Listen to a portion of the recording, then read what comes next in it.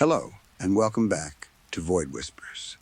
Before we begin, feel free to leave a comment and tell me where you're listening from. I love reading every single one.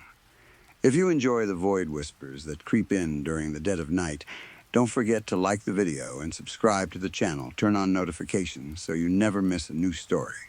Now, get comfortable, dim the lights if you dare, relax your mind, let the outside world fade away. And let's begin. Story 1. I run a paranormal blog. Yeah, I know. I started it after my ex-husband died. I needed somewhere to put all the noise in my head, I guess. And it helped. Mostly I debunk things. I try to give people closure. It does not always work, but I try. In my experience, most ghosts are just bad pipes.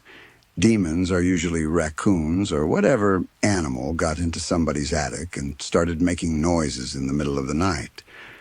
So when people started messaging me about Lucent Lake, I did not immediately pack a bag.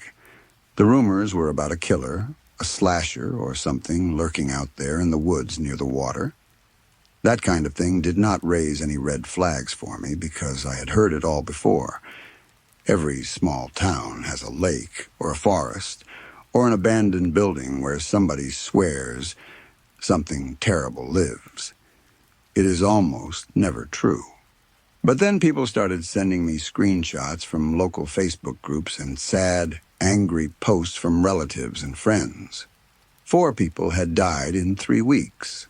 4 real people, with names and families and lives that just ended without any explanation. Something felt off about the whole thing, so I guess I took the hook.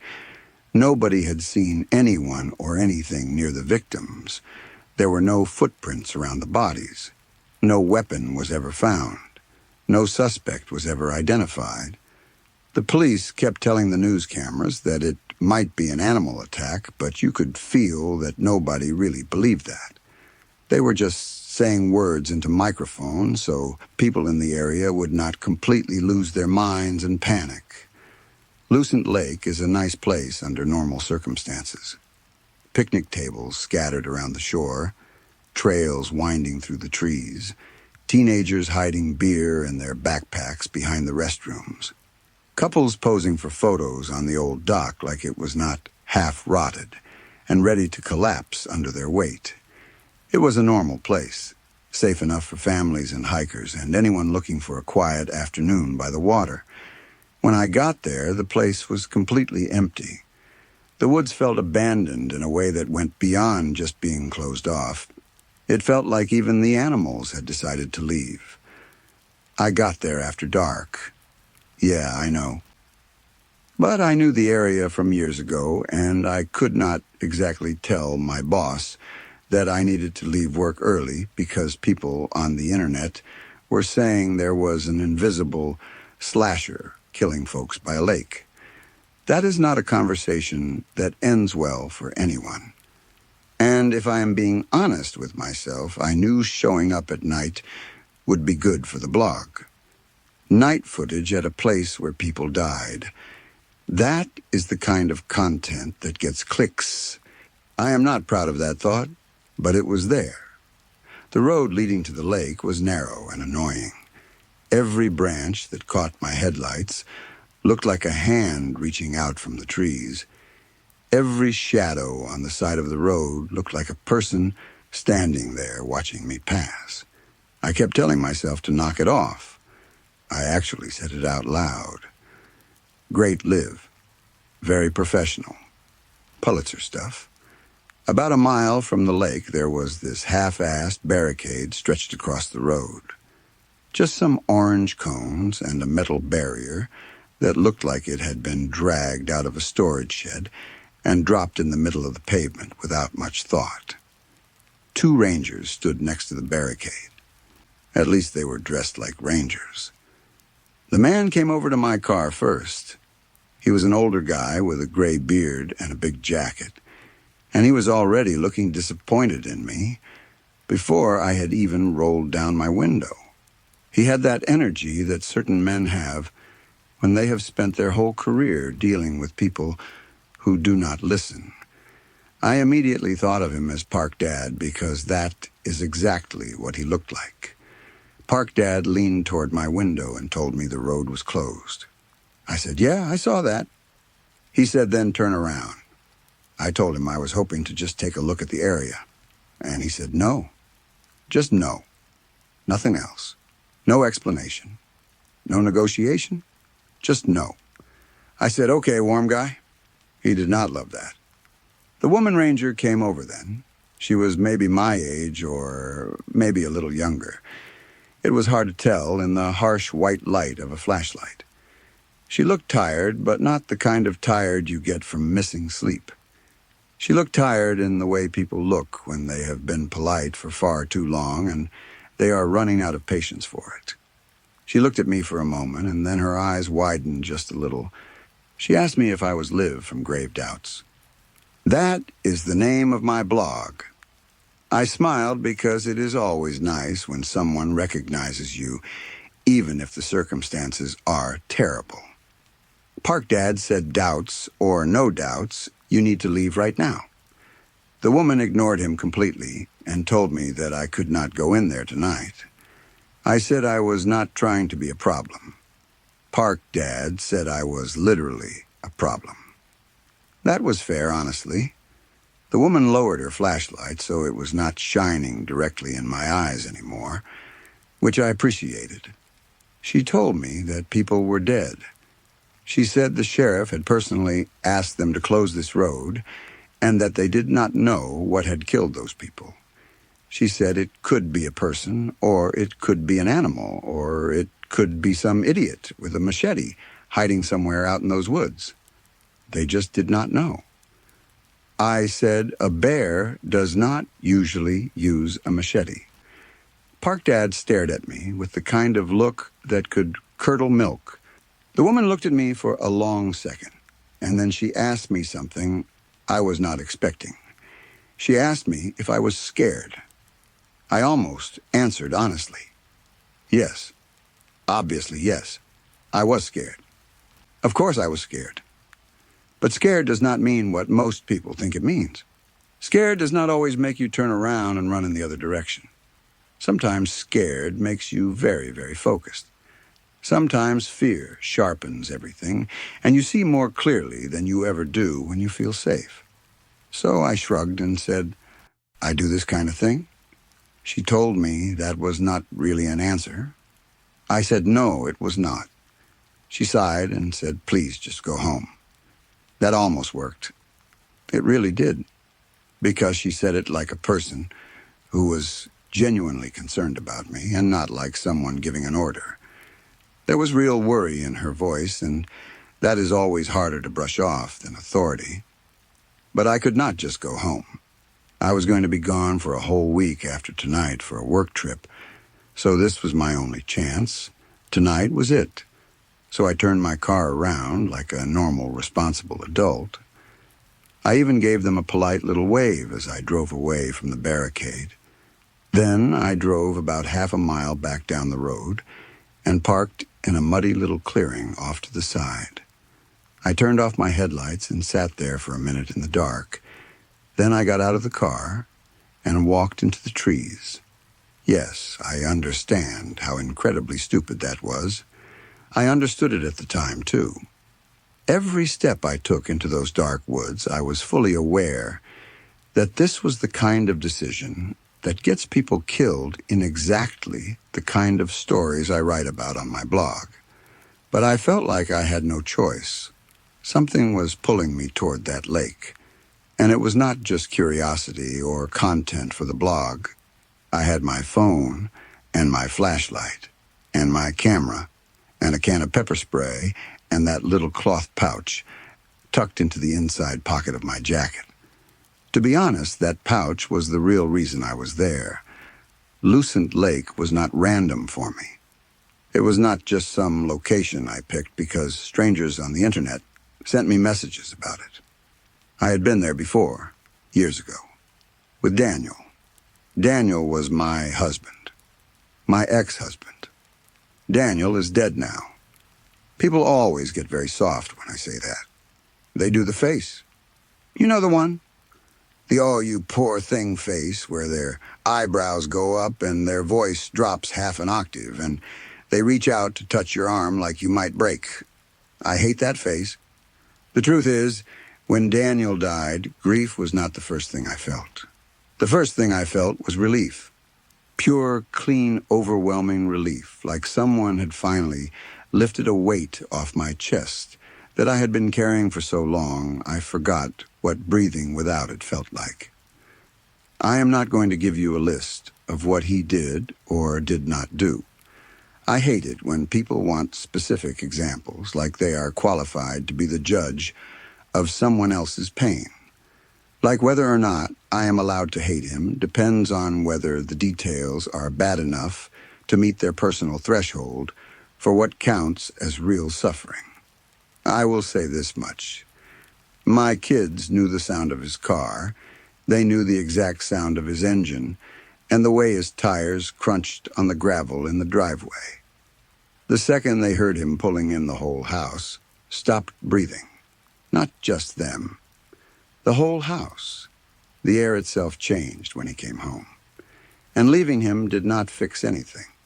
Most people love saying, "at least you got out," like that is the end of the story.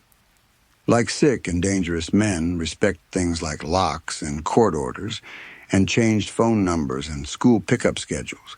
Like once you file the papers and move to a new address, the nightmare is over and you can start fresh. Daniel did not respect any of it, of course. He kept calling. He kept waiting outside places he knew I would be. He kept showing up at the house and finding reasons to be there. He found ways around every boundary I set and every protection I tried to put in place. He made sure that my kids and I understood that being out was not the same thing as being free. I could not do it anymore. I could not keep living like that. Every window in my house was a potential threat. Every phone call made my heart stop. Every car that slowed down near the house made me grab for my phone and check if the doors were locked. It was enough. I had reached the end of what I could endure. So I went to see a woman that a friend of mine knew. She lived above a dentist office in this little building downtown. She wore sweatpants, and her apartment smelled like something I could not identify. She made me tea that was terrible, and I was not completely sure it was just tea. She listened to everything I told her. She listened for a long time without interrupting. Then she said I needed closure. I told her what I actually wanted. I said I wanted him to get what he deserved, and I wanted him out of my life and out of my kids' lives for good. She looked at me with these calm, steady eyes and said, "Those are not always the same thing." I remember that very clearly because it made me angry at the time. She said, "If it is closure, then it closes. If it is not, then it just keeps bleeding."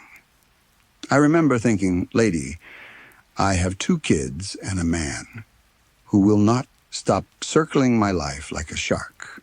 I do not have time for fortune cookie philosophy." So I just said it plain. "I want him gone."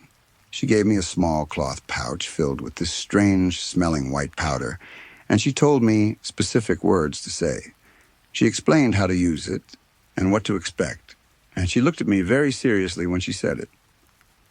A week later, Daniel drove his car into a tree during a rainstorm. He hit it so hard and so fast that they had to identify him by his dental records. Coincidence, maybe. I told myself it was a coincidence for a whole year. Some nights I almost believed it. But now I had this feeling about Lucent Lake. A feeling I could not shake. A feeling that told me whatever was happening out there by that water was connected to me in ways I did not want to think about too carefully. So I went. The trail through the woods was dark, but not weird. It was just woods. Leaves and mud and branches catching on my sleeves as I pushed through. I moved slowly because I kept my flashlight off most of the time. The last thing I needed was for one of the rangers to spot a light moving through the trees and come drag me back to my car again. Then I heard my name. Not a whisper exactly, just very quiet. Quiet enough that for a second I genuinely thought I had imagined it. Maybe it was just the wind moving through the branches in a way that sounded like a word. Maybe my tired brain was playing tricks on me in the dark. Then it came again. Live. I stopped walking. Everything in me went still. It sounded like his voice. It sounded exactly like Daniel. My first thought was very stupid. My first thought was no, thank you. Like I could just opt out. Like I could unsubscribe from whatever this was and go back to my car and drive home and pretend I never heard it. Live. My hand closed around the pouch in my jacket pocket. I could feel the powder through the thin cloth, and I held on to it, like it was the only thing keeping me from falling apart. Then someone grabbed my arm. I made a noise that I will not be describing here because I have some pride left, and I would like to keep it. It was Park Dad.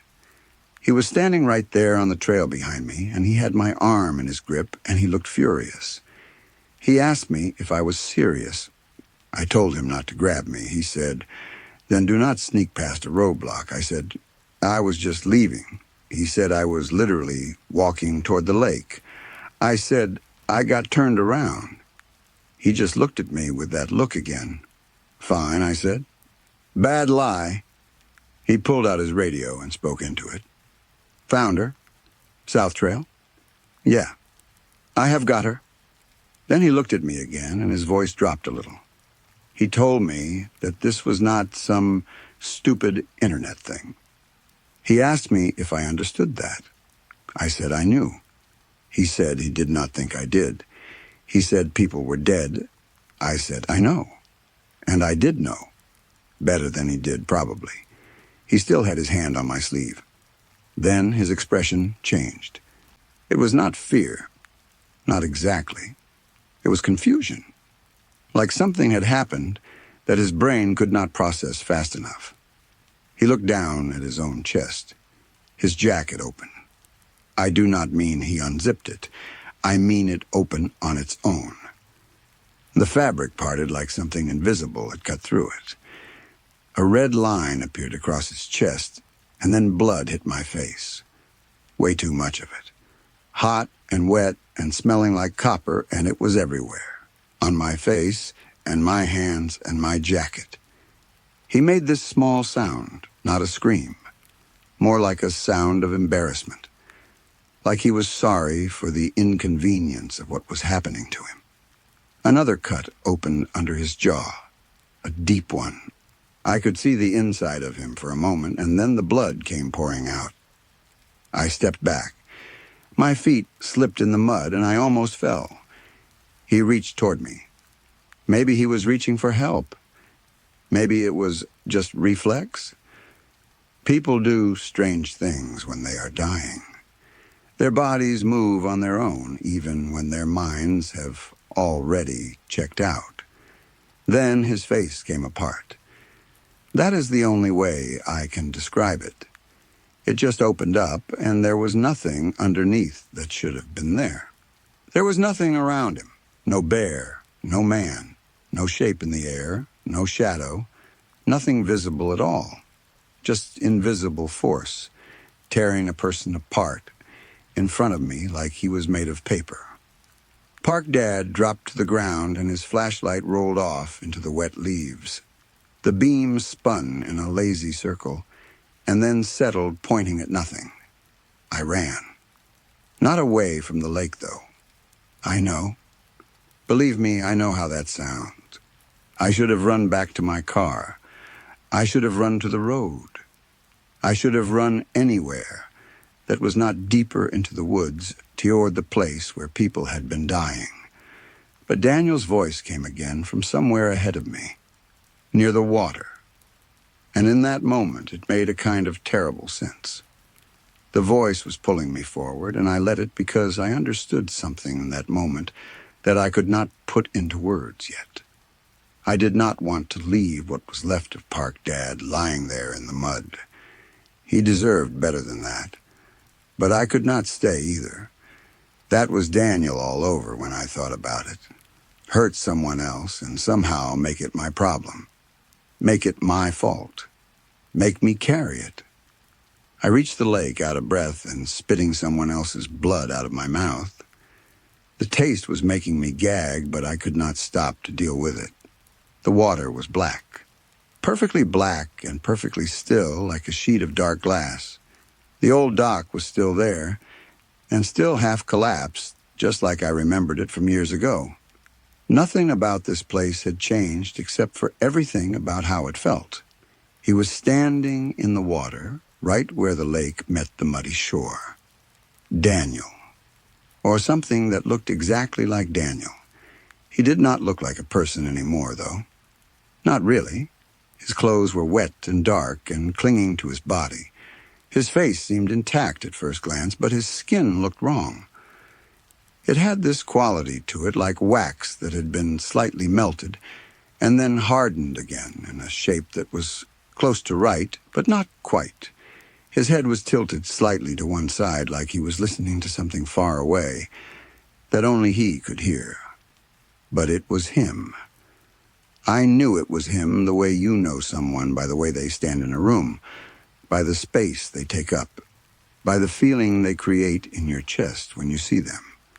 I felt chills prickling all over my body when I saw that smile, that stupid, patient smile, the one he used to wear at home when he knew everyone in the house was afraid of what he might do next. The smile that said, "I have all the time in the world, and you have none." I pulled the pouch out of my pocket. My fingers were shaking so badly that I almost dropped it in the mud. I fumbled with the string that held it closed and tried to get my hands to cooperate. He stepped toward me, one slow step through the shallow water. I told him to stay there. My voice cracked when I said it. He did not stay there. Of course he did not. Daniel never stayed where you told him to stay. Daniel never stopped when you asked him to stop. That was the whole point of Daniel. I thought of Donnie and Ben, my kids, but not in some soft, glowing, cinematic way. Not in a way that would look good in a movie. I thought of the real things, the ugly, true things. I thought about how long it took them to make noise in the house after he died. Months of quiet, careful children, tiptoeing through rooms like they were afraid to be heard. I thought about how fast they still say sorry. For everything. For nothing. Sorry is the first word out of their mouths in any situation because that is what he taught them. I thought about how Donnie still watches doors when people argue. He does not look at the people fighting. He watches the door. He is always calculating how fast he can get out. Daniel kept coming toward me. I screamed at him. "Why are you here? Why are you back? Get away from me, Daniel. Get the fuck away from me." I untied the pouch with my teeth because my fingers would not do it. I bit down on the string and pulled, and the knot came loose. And the powder was right there in my trembling hand. That was when he slowed down. Then he stopped. He was close now. Close enough that I could see the water dripping from his jaw and the way his eyes were not quite focused on anything real. He muttered something. I heard the words, but I did not understand them. Or maybe I did not want to understand them. Either way, I did not let myself process whatever he said. I threw the powder in his face and said the words the woman had given me. I said them loud and clear, even though my voice was shaking and my whole body was trembling. Nothing happened. For one horrible moment, I stood there thinking this was it. This thing that looked like Daniel was going to kill me right here by this lake. Tomorrow I would be a sad little post on social media that people scrolled past during their lunch break. Another name. Another tragedy that strangers skimmed over and then forgot about. Then Daniel folded inward. I do not know how else to describe it. He collapsed into himself like a building imploding in slow motion. His shoulders caved in first. Then his face started sinking like something was pulling it from the inside. His mouth was open, but no sound came out. His whole body shrank and compressed into this dark, wet lump in the water. Then even that thinned out and spread across the surface like an oily stain floating there on the black water. And then it was gone. Just ripples where he had been standing, and then not even that. I stood there for a long time. I did not want to move, or maybe I could not move. I was not sure which one it was. I did not feel relief. Not yet. Maybe I was still in shock. Maybe relief does not come that fast when the thing you have been afraid of for years finally disappears in front of your eyes. The lake was quiet. No splashing, no whispering, no voice calling my name. Just the water and the trees and the cold night air. I actually said, okay, out loud. Just okay. Like I had finished paying a bill or completing some mundane errand. Like what had just happened was a normal thing that normal people dealt with on Tuesday nights. Then I had this sudden, overwhelming urge to just go home. Not slowly, not carefully. Just go home right now as fast as possible and be in my house with the door locked and the lights on. Then I heard crying. Coming from the trees behind me. The woman ranger came through the branches with her gun drawn. Both her hands were shaking so badly I could see the gun trembling from where I stood. She asked me where Tom was. That must have been Park Dad's real name. I raised my hand so she could see them. I told her not to shoot. She asked me again where he was. I said, I was sorry. She said, what? Where is he? I told her he was dead. She looked at the blood covering me. My face, my hands, my jacket. She asked me what I had done. I told her I did not do it. I said, listen, there was something here, and I stopped it. I think I stopped it. She said, you think? I said, I know. I know how that sounds. I know how all of this looks. I am covered in your partner's blood and telling you that an invisible monster killed him, and I just defeated my dead ex-husband's ghost with magic powder. I know. She told me to get on my knees. I said, okay. I started to kneel down in the mud. Then she flinched. Her whole body jerked to one side like something had hit her. A cut opened on her cheek, a thin red line that appeared out of nowhere and started bleeding immediately. I froze. Another cut opened across her jacket. Longer this time, deeper. The fabric split apart, and blood started seeping through. I said no, just no. Like saying it would make it stop. She looked at me, not behind her, not into the trees, not at the sky. She looked directly at me, right into my eyes, and I saw something in her face that I will never forget. It was not fear.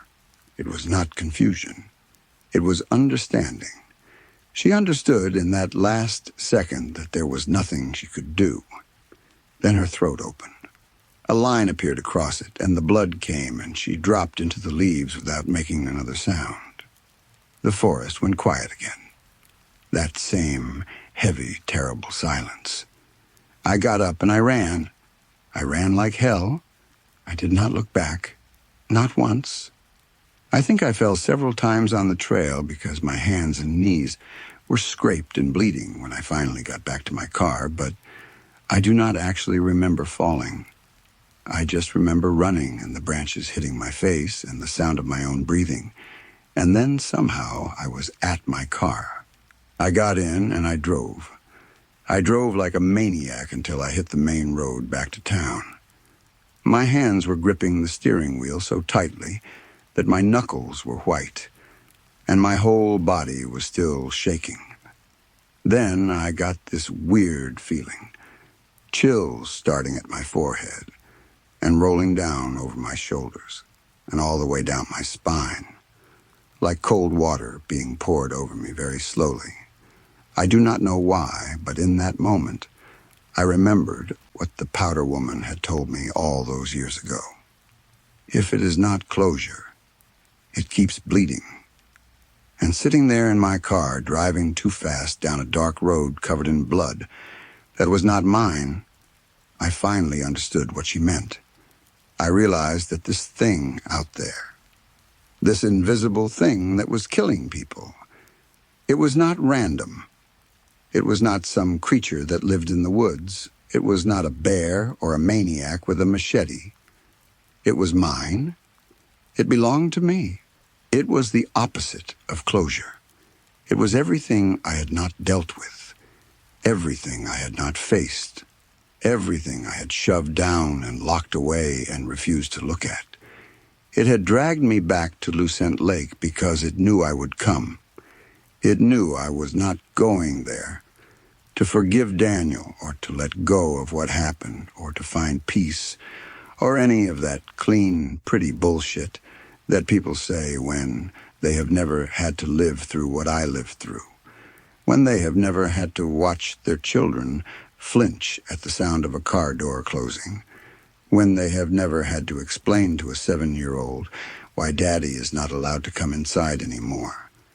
And I knew I was right about all of this because the second I thought it, I felt something. Not fear, something else. Something like recognition. Like a connection between me and this thing that I could feel in my chest. I knew it would not hurt me. Not me. Never me. I am home now. I desperately need a shower. The blood is dried on my skin, and it feels tight and cracked and wrong. It is 3 a.m. My kids are at my sister's house. I lied to my sister and told her my flight was tonight and that I needed to drop them off early. She did not ask questions. She never does. She is good like that. It is here with me. In my house. I know it is. I cannot see it. I cannot hear it. But I can feel it the way you feel someone watching you from across a room. That prickling sensation on the back of your neck. That weight in the air that tells you that you are not alone. There are scratches on the inside of my front door. Long, deep scratches in the wood that were not there before I left tonight, like something was trying to get out, or trying to keep something else from getting in.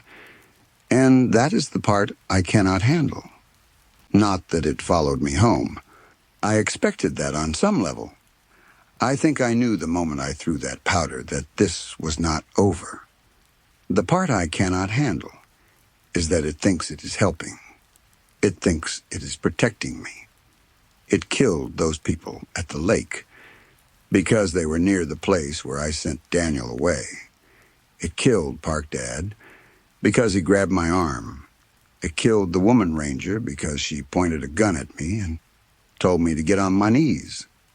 In its mind, or whatever passes for a mind in something like this, it was keeping me safe. Just like I wanted. Just like I asked for. I wanted him gone, and something made him gone, and now that something is still here doing what it thinks I want. Then someone screamed outside. A real scream. Short and wet and cut off way too fast. The kind of scream that stops not because the person stopped screaming, but because they could not scream anymore.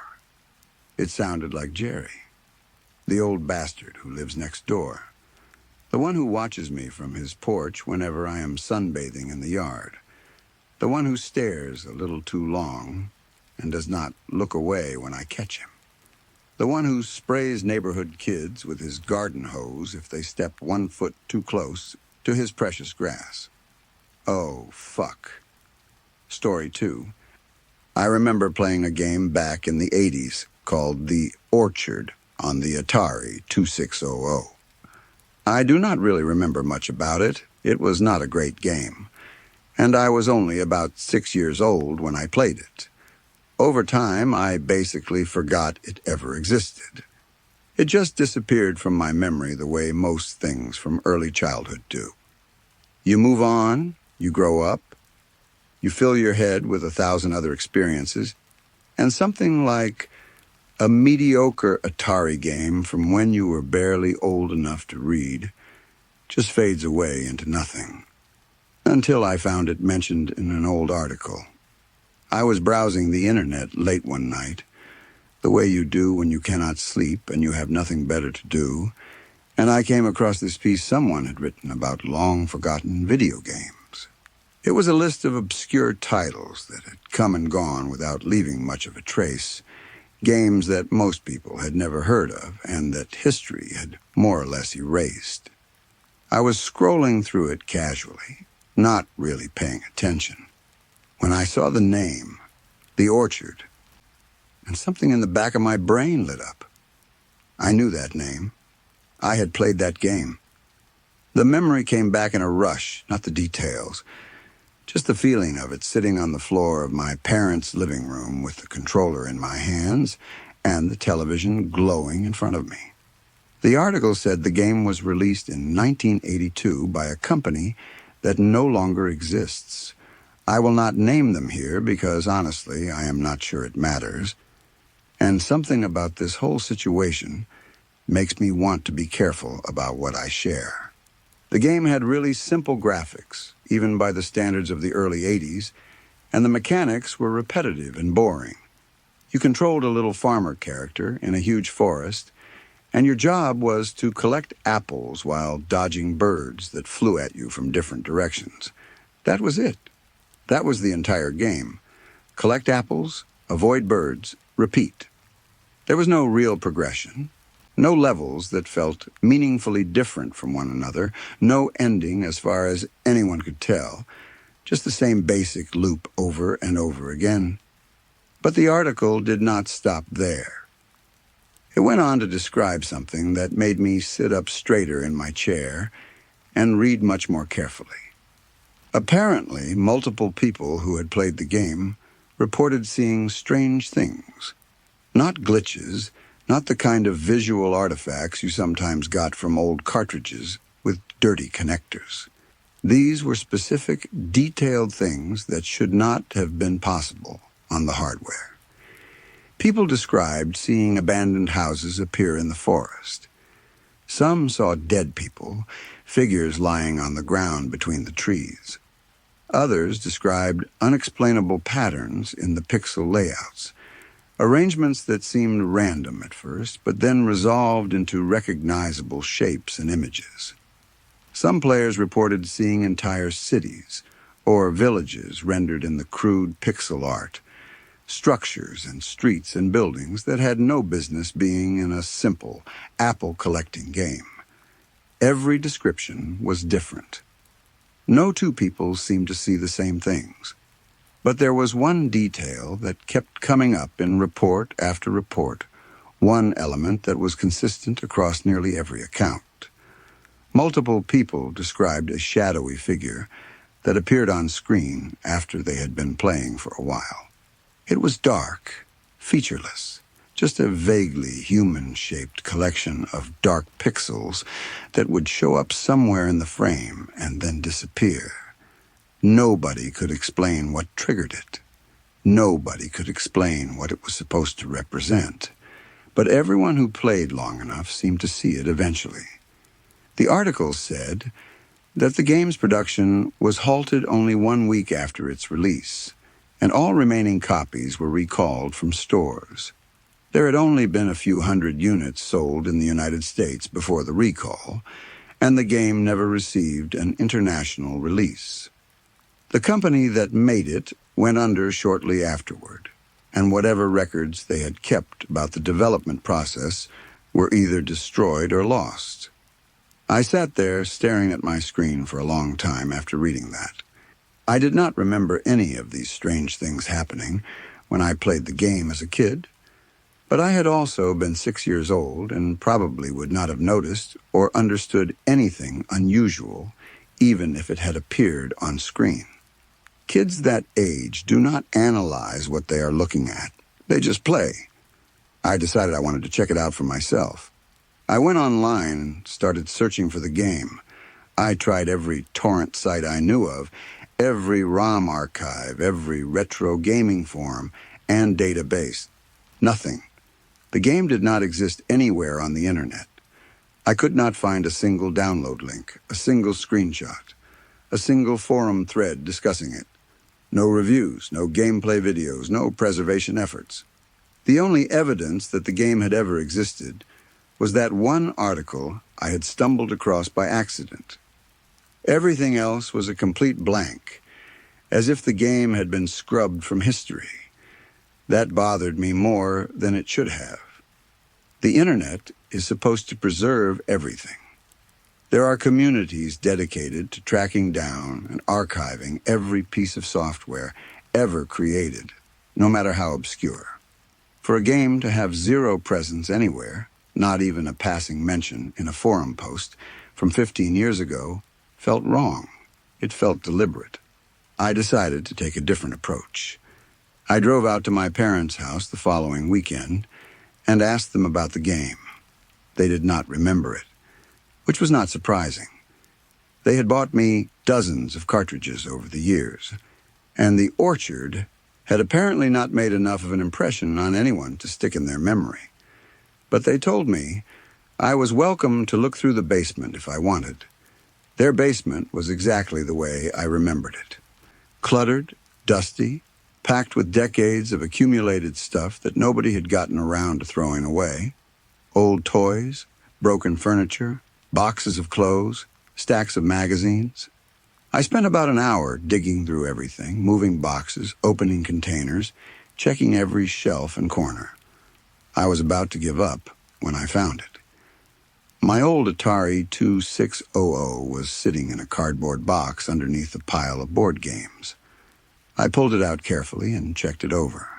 It looked like it was in decent shape for something that had been sitting in a basement for over 30 years.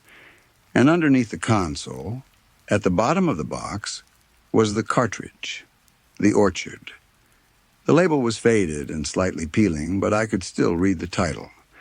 I held it in my hands and felt that same distant flicker of recognition. I brought everything home. The console needed a proper adapter to connect to my modern television, which required a trip to an electronics store and about 45 minutes of research online to figure out which cable I actually needed. But I got it sorted eventually, hooked everything up, plugged in the cartridge, and turned it on. The game was bad. That was my first and most immediate impression.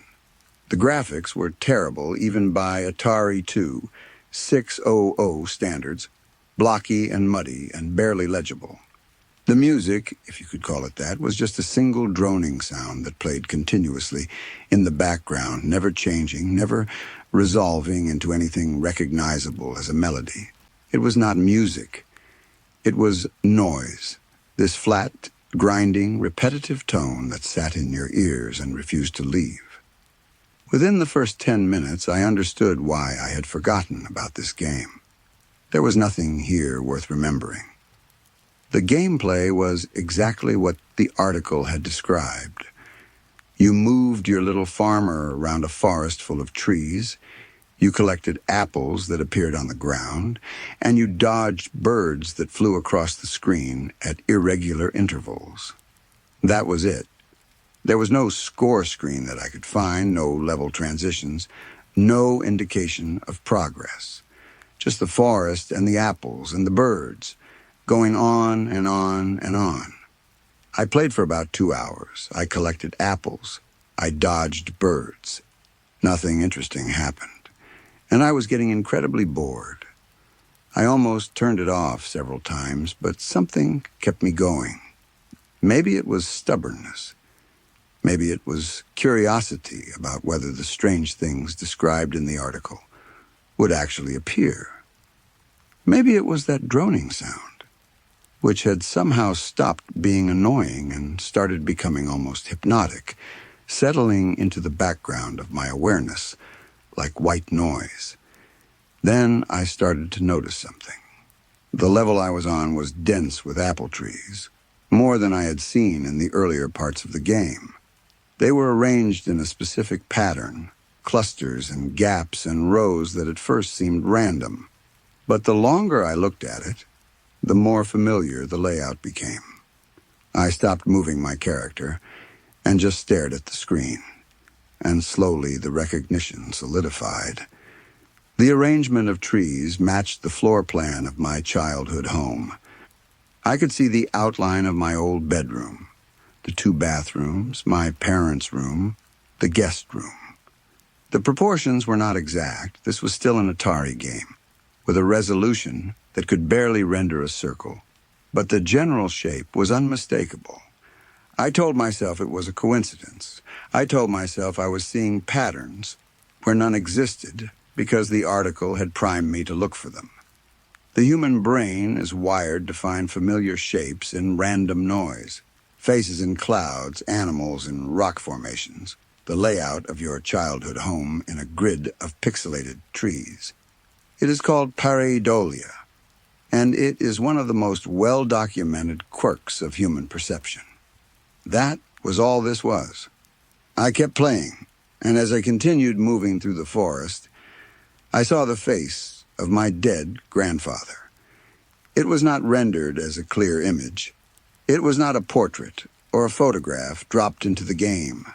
It looked like just another section of the level, trees and ground and sky, but the specific arrangement of pixels formed his face, his eyes, his nose, the shape of his jaw, the way his hair used to look before he went bald. It was him. I recognized him instantly and completely. The way you recognize a family member across a crowded room. That strange droning music was starting to get under my skin. It had not changed at all since the game started, the same flat, grinding tone, but something about it felt different now, heavier, more present, like it was not just coming from the television speakers anymore, but from somewhere closer, somewhere inside my own head. I told myself I was hallucinating.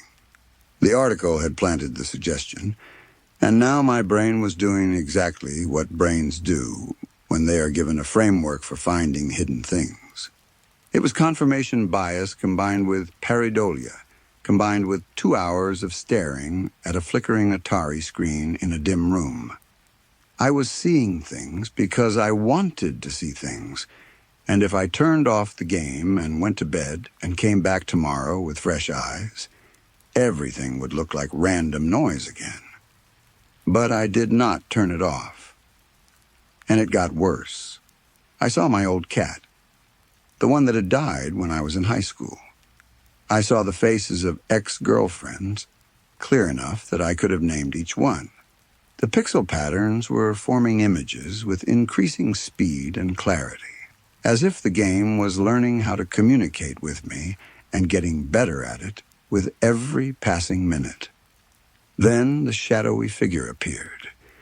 It showed up in the corner of the screen, just like the article had described. A dark, vaguely human-shaped silhouette made of clustered dark pixels, standing motionless among the trees. It was there for maybe 2 seconds, and then it was gone. But in those 2 seconds, something shifted. The images I was seeing in the pixel patterns were no longer static. They were moving. They were playing out like scenes, like short clips of video rendered in the crudest possible resolution, but somehow still perfectly comprehensible. I saw myself as a 2-year-old, sitting on the living room floor playing with a toy truck, while my mother sat on the couch behind me, knitting. I remembered that toy truck. I had not thought about it in decades, but the moment I saw it on screen, the memory came flooding back. The weight of it in my small hands, the sound the wheels made on the carpet, the particular shade of yellow it had been painted. More memories followed. I saw myself at 6 years old, sitting cross-legged in front of the television, playing this exact game on this exact console. I watched my younger self collect apples and dodge birds with the clumsy enthusiasm of a child who does not know or care that the game is bad. Then I saw myself at 7, at 8, at 9. The game was playing back my life in order, showing me moments I had lived through decades ago, some of which I remembered clearly, and some of which I had completely forgotten. Birthday parties, school days, arguments with friends, quiet afternoons reading books in my room. Each scene lasted only a few seconds before giving way to the next, but each one was accurate in ways that made my stomach drop, because these were not generic childhood scenes. These were specific. These were mine. The shadowy figure kept appearing. Every time it showed up, the scenes became more vivid and more recent. I saw my teenage years, my 20s, my 30s. I saw moments from my marriage, from jobs I had held, from apartments I had lived in. The game was not just showing me my past, it was showing me my entire life, every stage of it, compressed into flickering pixel art on a 40-year-old game console. Then it reached the present. I saw myself at 50 years old, which is what I am today. I saw myself sitting in my living room in front of my modern television with an old Atari 2600 connected to it by an adapter cable, playing a game with terrible graphics and a droning soundtrack that never changed. I was watching myself from a slight angle, as if the scene was being observed from somewhere just to my left. The detail was impossible. The shape of my furniture, the lamp on the end table, the specific way I was hunched forward in my chair. It was exact. It was now. But it was not the final memory. The scene shifted one more time. I saw myself in a body bag. The zipper was being pulled up over my face by hands I could not identify. The bag was lifted and carried to a hole in the ground, not a proper grave, not a cemetery plot, just a rough, unprofessional-looking hole, dug in what appeared to be dirt or mud in some location I did not recognize. The bag was dropped into the hole. Dirt was shoveled on top of it. The scene played out silently, just pixels rearranging themselves on a screen.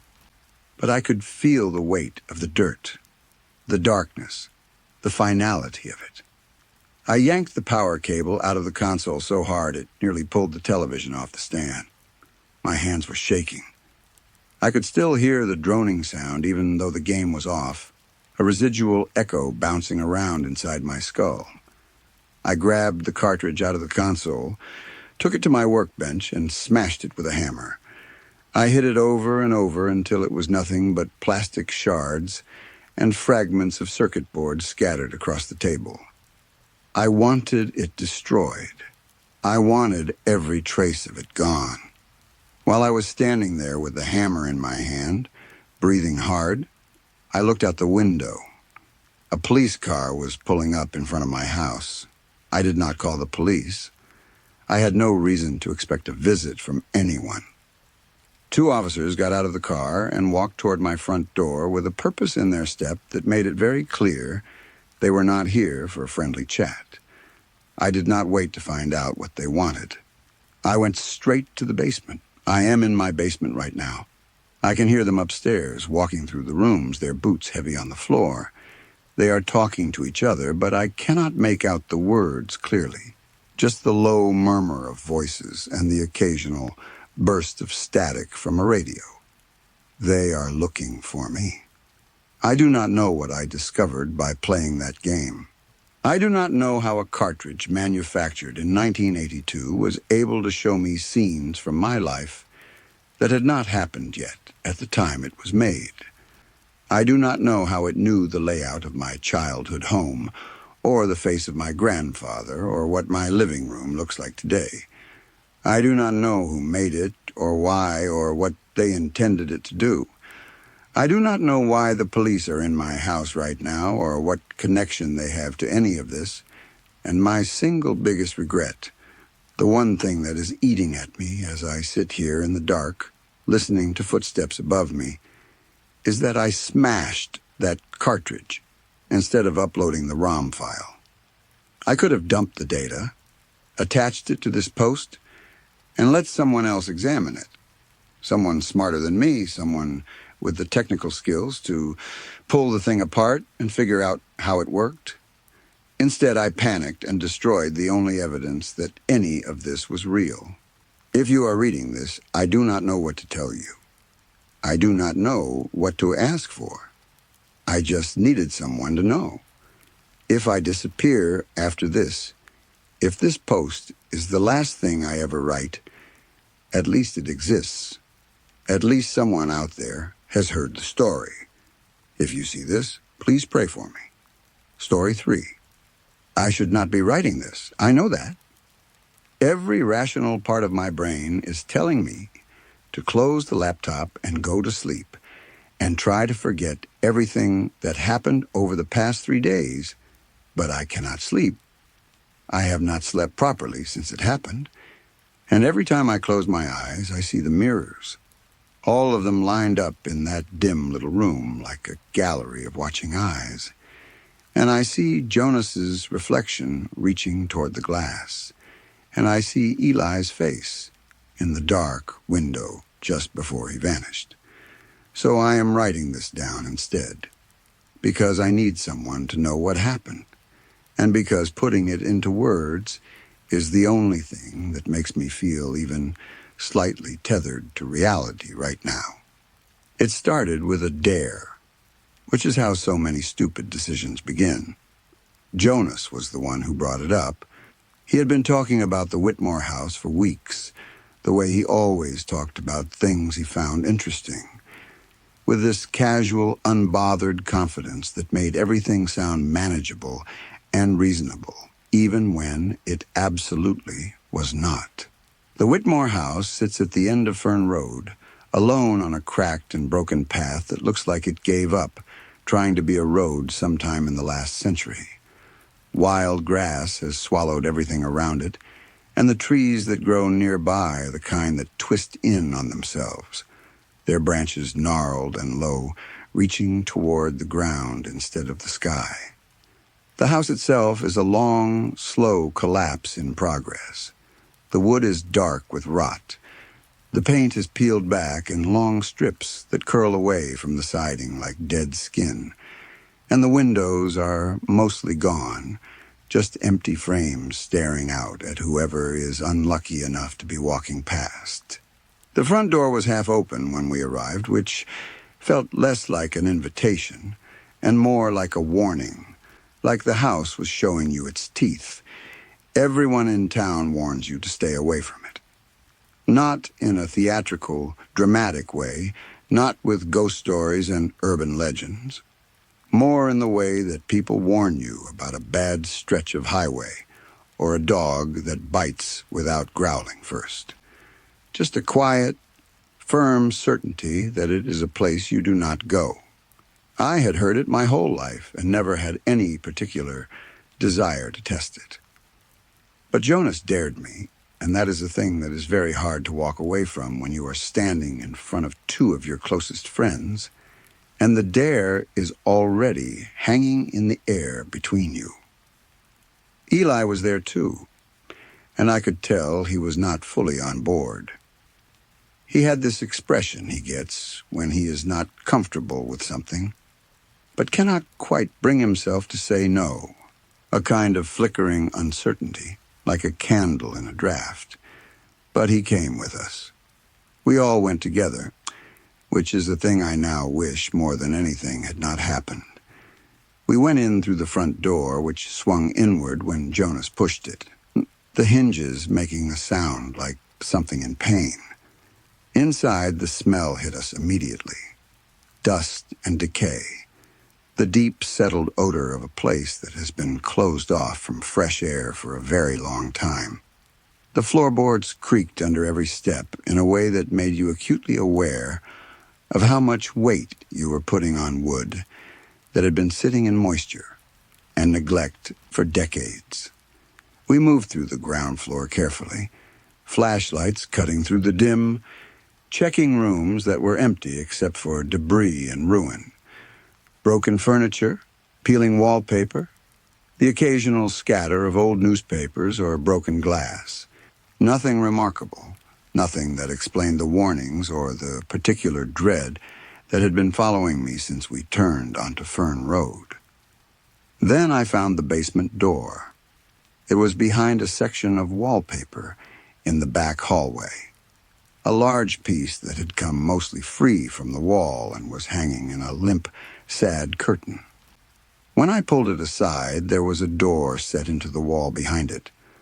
Old wood, dark and swollen with moisture, with hinges that had rusted to a deep reddish brown.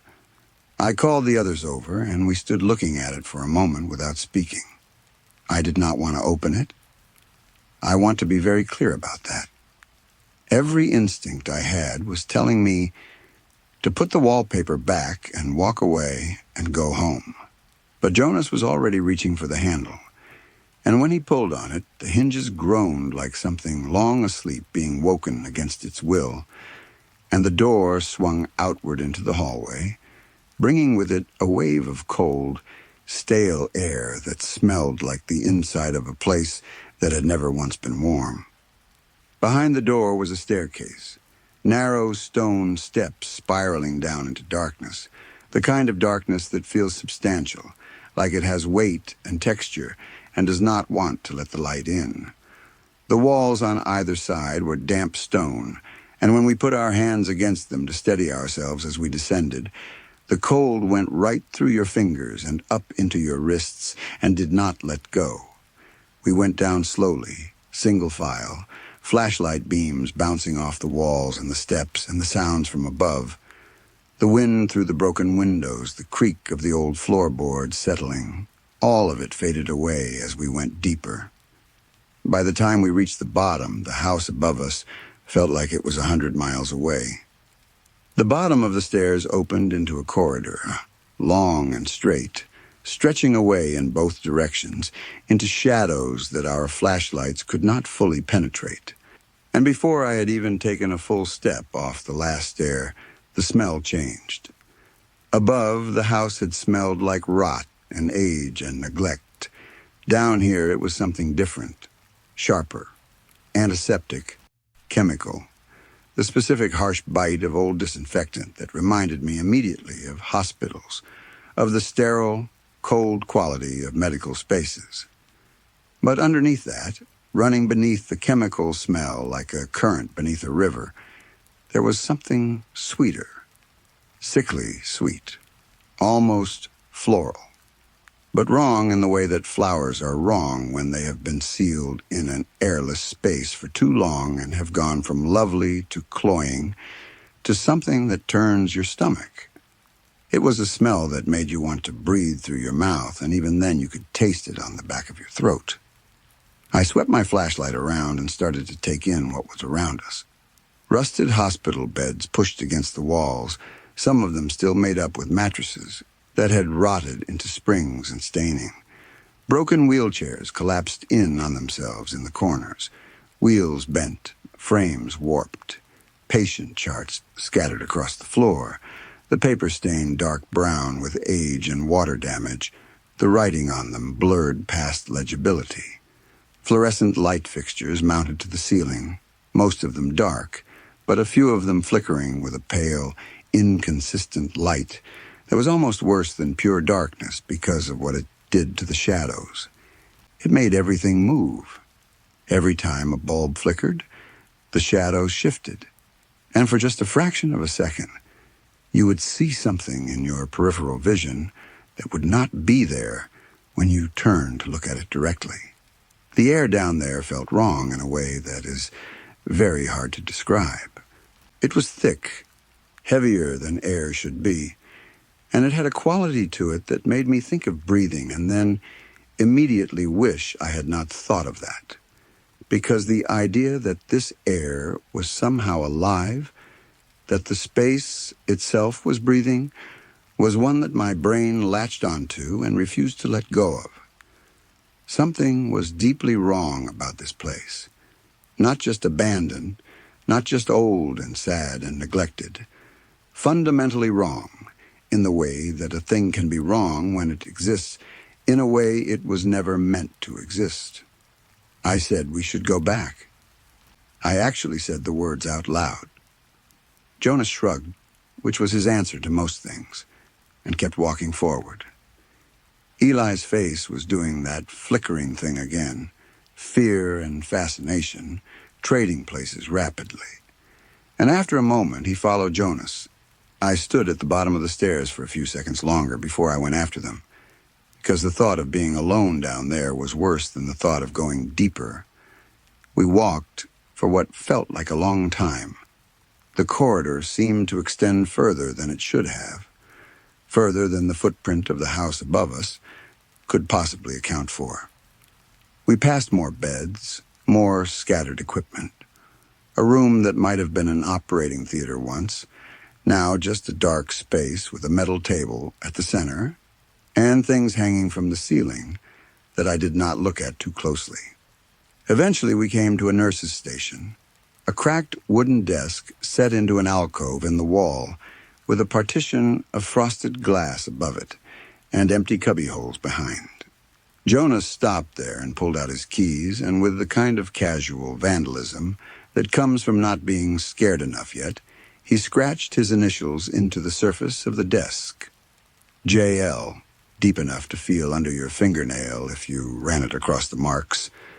We kept walking, and then we found the nurse's station again. I stopped when I saw it. Jonas and Eli walked a few steps past me before they noticed I was not moving.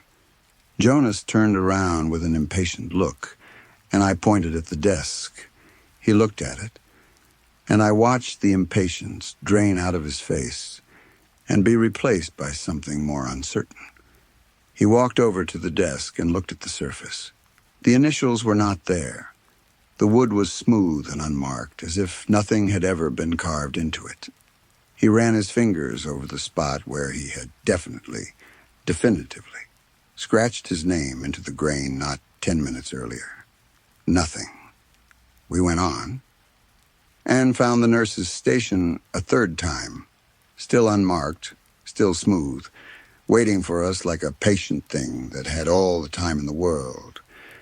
Fear is a strange thing when it is building slowly. It does not arrive all at once.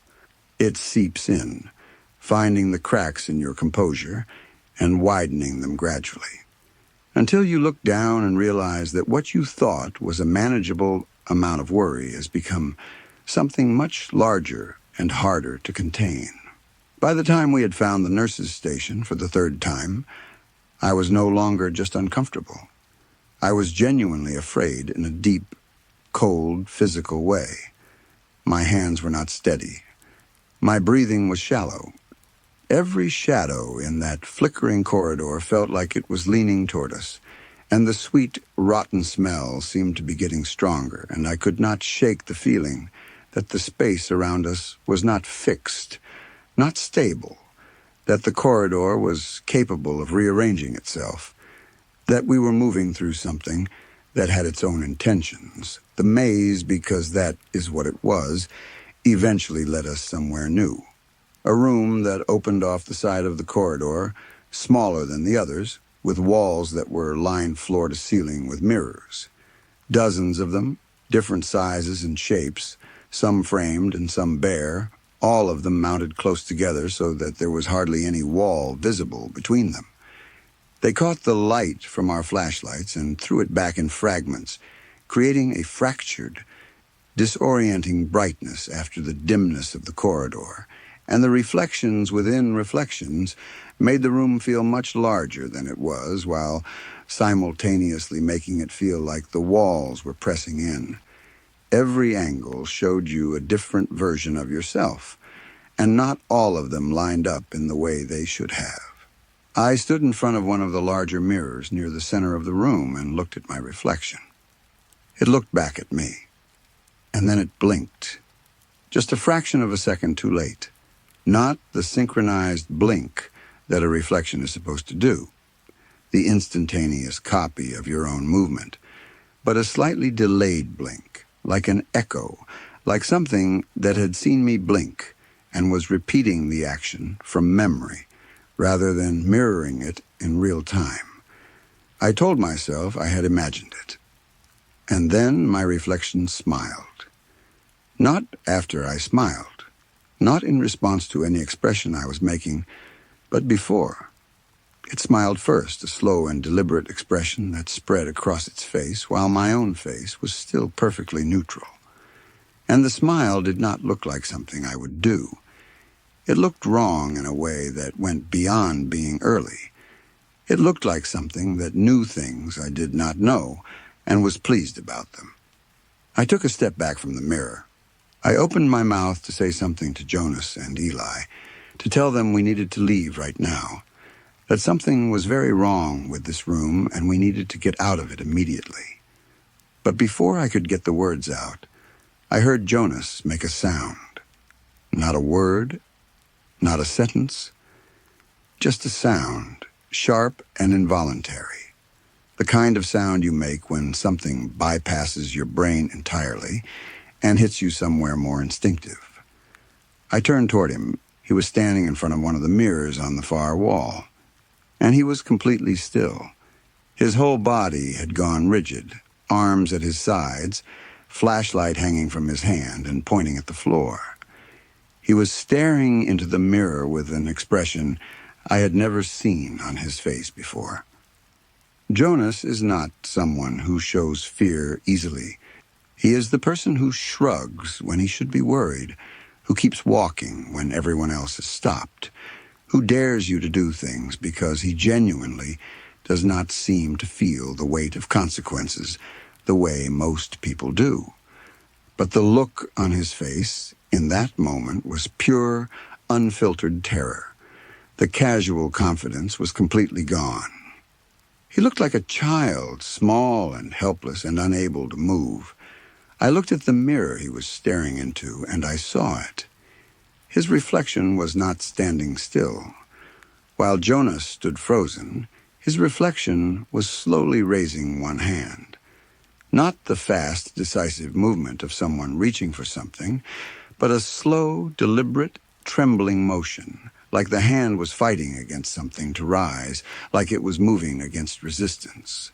The arm lifted, the elbow bent, and the reflection's hand pressed itself flat against the inside of the mirror, fingers spread wide, palm against the glass. Jonas noticed it. He must have felt the wrongness of it even before he consciously registered what he was seeing, because the scream came up out of him before he had time to think, sharp and ragged and terrified, the scream of someone whose body understood danger before their mind could catch up. He stumbled backward a half step, and then the surface of the mirror changed. It did not break, did not crack, did not do any of the things that glass does when it is disturbed. It moved. The surface of it moved like the surface of water when you drop something into it, ripples spreading outward from the center, the reflection behind it distorting and then resolving and then distorting again. And Jonas was pulled into it. Not grabbed, not dragged violently. Pulled steadily and completely, his body passing through the rippling surface of the glass the way you would pass through a curtain, except that, on the other side, there was nothing. He was gone. The mirror's surface stilled and became reflective again, and it showed me the room, and it showed me Eli, and it showed me my own face white with shock, and Jonas was simply not there, in the mirror or in the room. He was gone. The silence after his scream was enormous. Eli broke first. The terror hit him like something physical, a visible impact, and he turned and ran back into the corridor. I went after him, calling his name, my flashlight swinging wildly as I ran. He was fast, faster than I expected, and the corridor was not cooperating, bending and looping in ways that meant I kept losing sight of him around turns that should not have been there. Then I heard him stop. The sound of his running feet just ceased mid-stride, and I rounded a corner and found him standing completely still in the middle of the corridor, staring at the wall. There was a window set into the wall at the end of the hallway, small and dark. Not a mirror, just a window, the kind you might find in a wall between two rooms in a hospital, so staff could see into a ward without going through the door. The glass was dark, not reflecting anything, or at least nothing I could see. But Eli was staring into it with the same frozen, wide-eyed stillness that Jonas had had in front of his mirror. He whispered a name. He said, Mara, quiet and certain, the way you say a name when you are sure of who you are looking at. Mara is his younger sister. She has been dead for 2 years. He said her name like she was standing right there on the other side of that dark glass, waiting for him. I looked at the window. I could not see anything in it. Not Eli's reflection, not mine, not any figure or shape or shadow that could be mistaken for a person. Just dark glass. I turned back to tell him there was nothing there, that we needed to keep moving, that we needed to get out. Eli was gone. The corridor was empty. I was alone. What happened next is something I have gone over and over in my mind, trying to reconstruct it, because my memory of it is not clean or linear. It is fragmented, full of gaps, like a film with frames missing. I know that I ran. I know that I stumbled through corridor after corridor, past the nurse's station with its unmarked surface, past the flickering lights and the rusted beds and the scattered charts, past rooms I did not look into and doorways I did not go through. I know that I screamed for Jonas and for Eli until my throat was raw, and that the silence swallowed every sound I made as quickly as I could produce it. I know that at some point the stairs appeared in front of me, the narrow stone staircase leading back up through the dark, and I went up them without stopping, taking them 2 at a time, hands scraping against the damp stone walls on either side. I came out through the basement door and into the back hallway of the Whitmore house, and then I ran through the house and out the front door and into the cold night air, and I did not stop running until I was at the end of Fern Road. The night air hit me like a wave, cold and real and full of the sounds of wind through actual living trees, and I bent double on the cracked asphalt and tried to breathe. I called the police. I told them everything, or as much of everything as I could get out through the shaking and the gasping.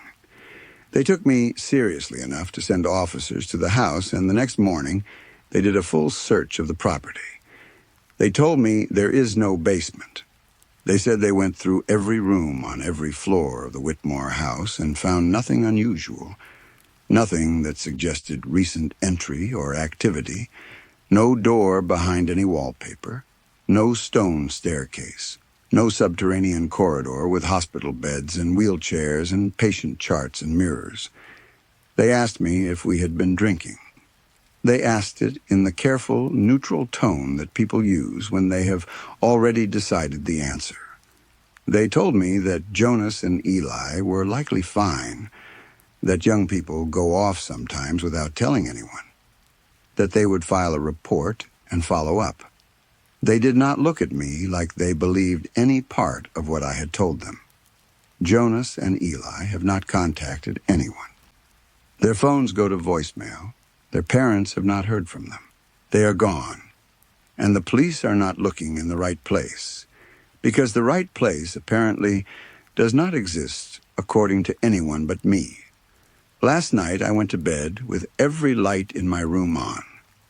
Before I got into bed, I went into the bathroom and took the towel from the rack and threw it over the mirror above the sink, covering the glass completely. I do not know exactly what I was afraid of. I just knew I could not have an uncovered mirror in my home. Not after the room beneath that house. Not after what I had seen in the glass down there. The towel was thick and fully covered the surface, and I left the bathroom and got into bed, and eventually, somehow, fell into something that passed for sleep. When I woke up, the towel was on the floor. I lay in bed for a long moment, staring at the ceiling.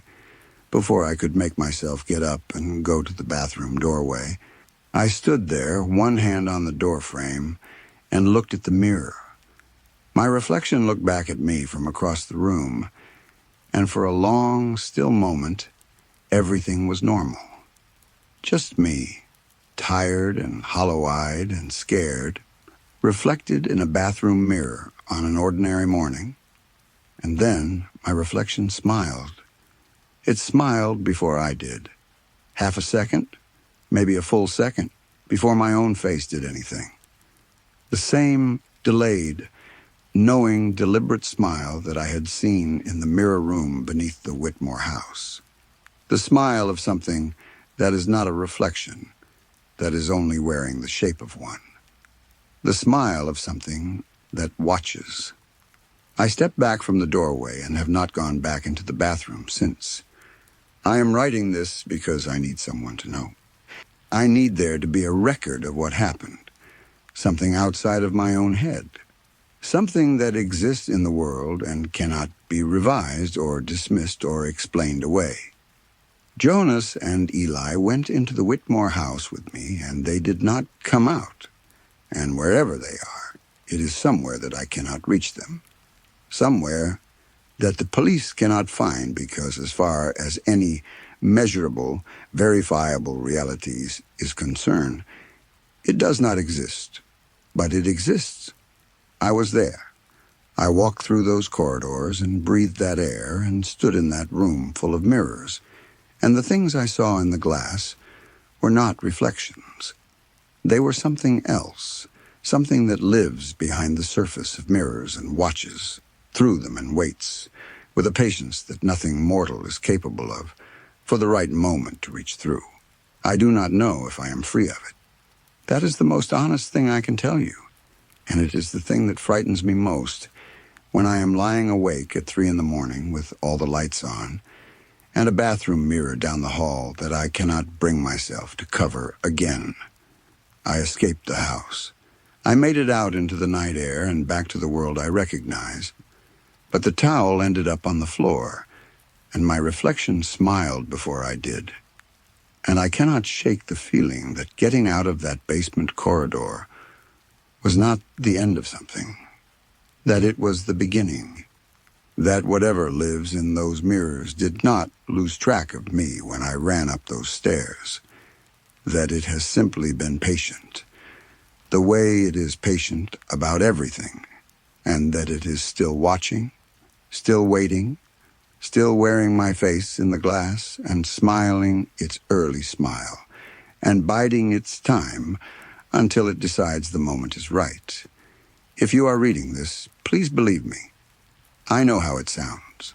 I know that the words on this page describe things that should not be possible, and probably sound like the rambling of someone who has cracked under pressure, or watched too many horror movies, or needs a good long sleep. I understand why you might think that. I would have thought exactly the same thing 3 days ago.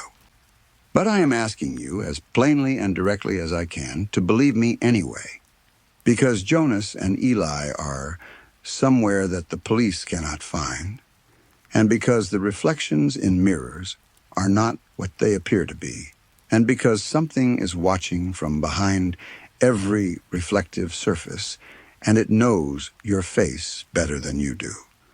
Do not trust what smiles back at you from the glass. Do not trust it if the smile comes a moment too early. Do not assume that because you are looking at something that looks like you, it is you that you are seeing. And whatever you do, wherever you go, do not go to the Whitmore house at the end of Fern Road. Do not open the basement door. Do not go down the stairs. Do not follow the corridor to the room at the end. Do not look into the mirrors. I do not know if I am really free. I do not think I am. And I am terrified of what that means. Story 4. We were a group of urban explorers in the Carpathian Mountains, the kind of idiots who break into abandoned uranium mines from the 1980s. The kind of places the military seals off with signs that say access forbidden, risk of collapse and radiation. We had cheap Geiger counters and the kind of courage that only comes from being young and a little drunk. We thought we were invincible. We thought nothing could touch us. We were wrong. Our leader was a guy who had served in the French Foreign Legion before coming back home. He was older than the rest of us, harder in ways that were difficult to describe. He had seen things that none of us could even imagine, and you could tell, just by looking at his eyes, there was something behind them that never fully relaxed. He was not the kind of man who scared easily. And that is exactly why what he said to us right before we started the descent should have been taken more seriously. We were standing at the top of the main shaft, gathered around the opening where a rusted iron ladder disappeared into the earth below. The wind was cold and carried the faint smell of damp stone and something chemical, something old. He looked at each of us, one by one, and then spoke in a calm and steady voice. Whatever you do, don't look down. There's only darkness and echoes down there. If you look, something will look back. We laughed. Every single one of us laughed. It seemed like such a ridiculous thing to say. We were explorers. Looking down was literally part of the job. We thought he was just trying to mess with us, trying to set the mood or scare the newer members of the group. It was the kind of thing someone might say around a campfire to get a reaction. He did not laugh.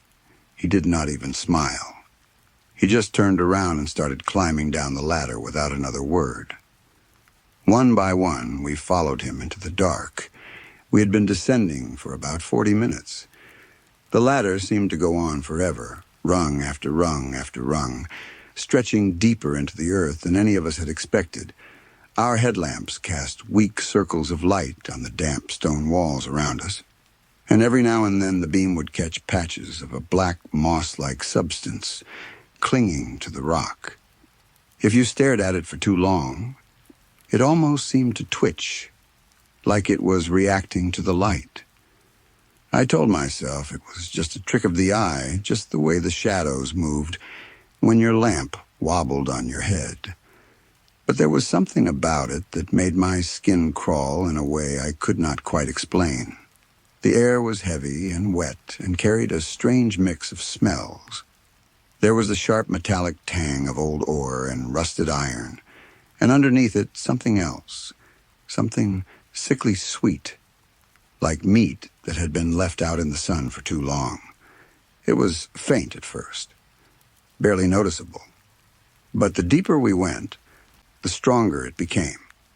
Nobody said anything about it, but I could tell from the way people were breathing through their mouths that I was not the only one who noticed. At one point, Mihai, the youngest member of our group, started breathing hard. He was just below me on the ladder, and I could hear the change in his rhythm. His breaths were coming faster and shallower, the way a person breathes when something is wrong, but they are trying to keep it together. "Guys," he said, and his voice had a slight tremor in it. "Does it feel like something is watching us?" "Shut the fuck up," the Legionnaire snapped from above us. His voice was sharp and immediate, cutting through the darkness like a blade. "And don't look down." Nobody said anything after that. We just kept climbing down in silence, the only sounds being our boots on the metal rungs and the occasional drip of water somewhere in the distance. I was third on the ladder. Below me was Mihai, and below him was nothing but pure blackness. My headlamp had not reached the bottom of the shaft in a long time. It was not just that the bottom was far away. It was more like the shaft was swallowing the light itself. The beam would leave my lamp and travel downward, but at a certain point it just stopped. It did not fade gradually the way light normally does over distance. It was more like something was absorbing it, eating it before it could reach whatever was down there. That is when the curiosity started. It was subtle at first, just a small nagging thought in the back of my mind. a whisper that I could not quite ignore. What if I just looked down for a split second? Just one quick glance to see how deep it really went. What harm could it do? It was a stupid thought, and I knew it. The Legionnaire had told us not to look. He had been serious about it in a way that left no room for interpretation. But the thought kept coming back, louder each time, like something was feeding it. I leaned slightly to the side and pointed my lamp straight down into the shaft below me. For a moment I saw nothing, just void, empty black space stretching down into what seemed like infinity. No bottom, no walls, just nothing. Then it moved. Something massive and pale shifted in the darkness below. It was like a jointless arm, far too long and far too thick, that jerked back out of the light the instant my beam touched it. The movement was fast, but wrong. It did not move the way any living thing I had ever seen moved. There were no joints bending, no muscles flexing in any recognizable way. It was as if living flesh had twisted and folded itself into a shape that should never exist, a form that broke every rule of anatomy and physics I had ever understood. And in the middle of that mass, I saw eyes, too many of them.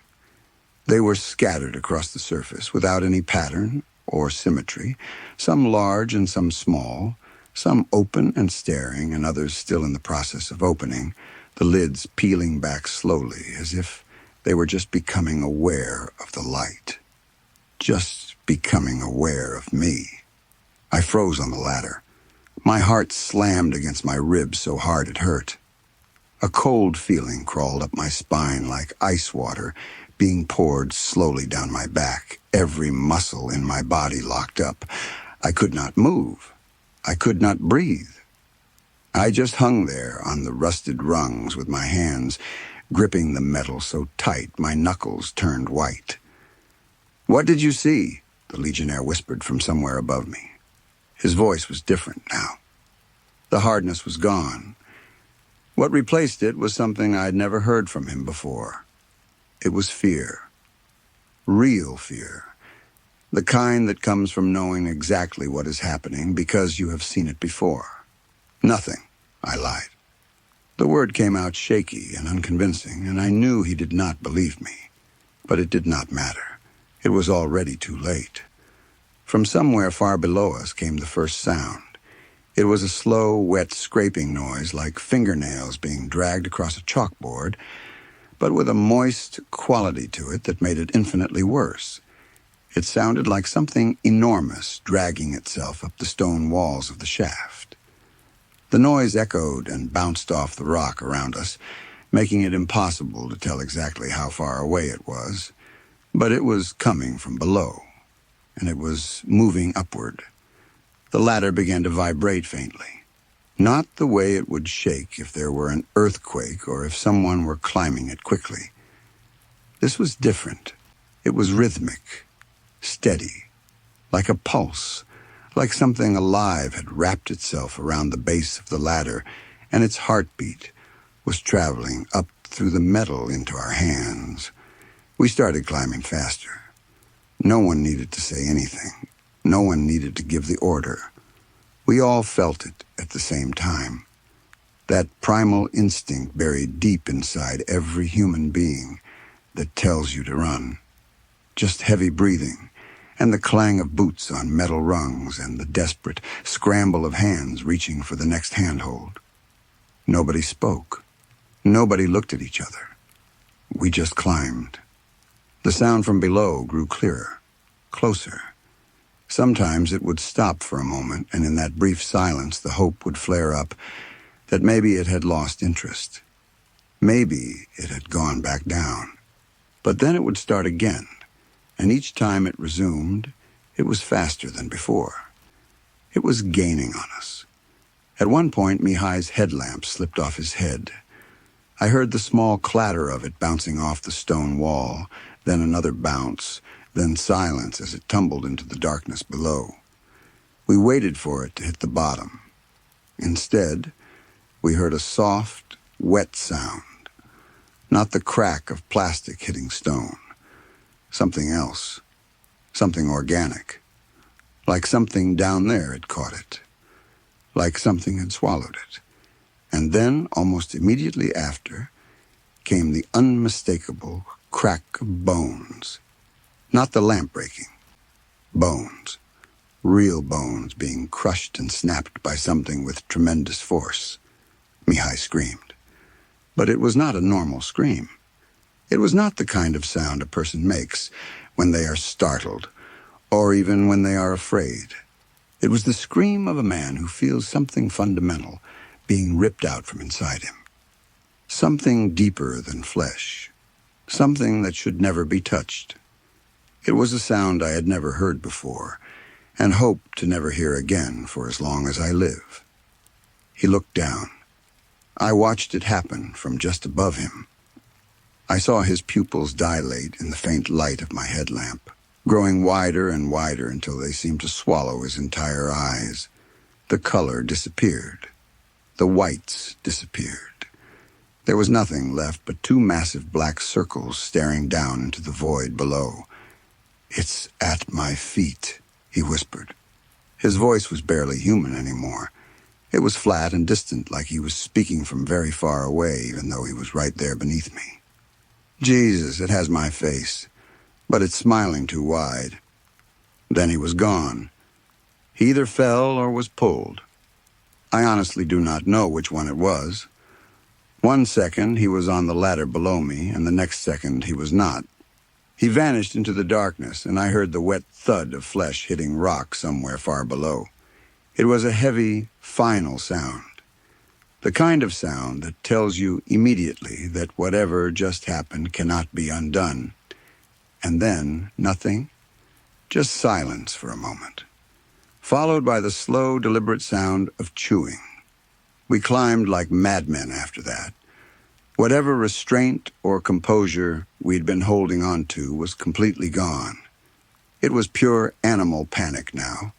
Hands slipping on wet metal, boots kicking against rungs, the frantic gasping for air as our bodies burned through whatever energy we had left.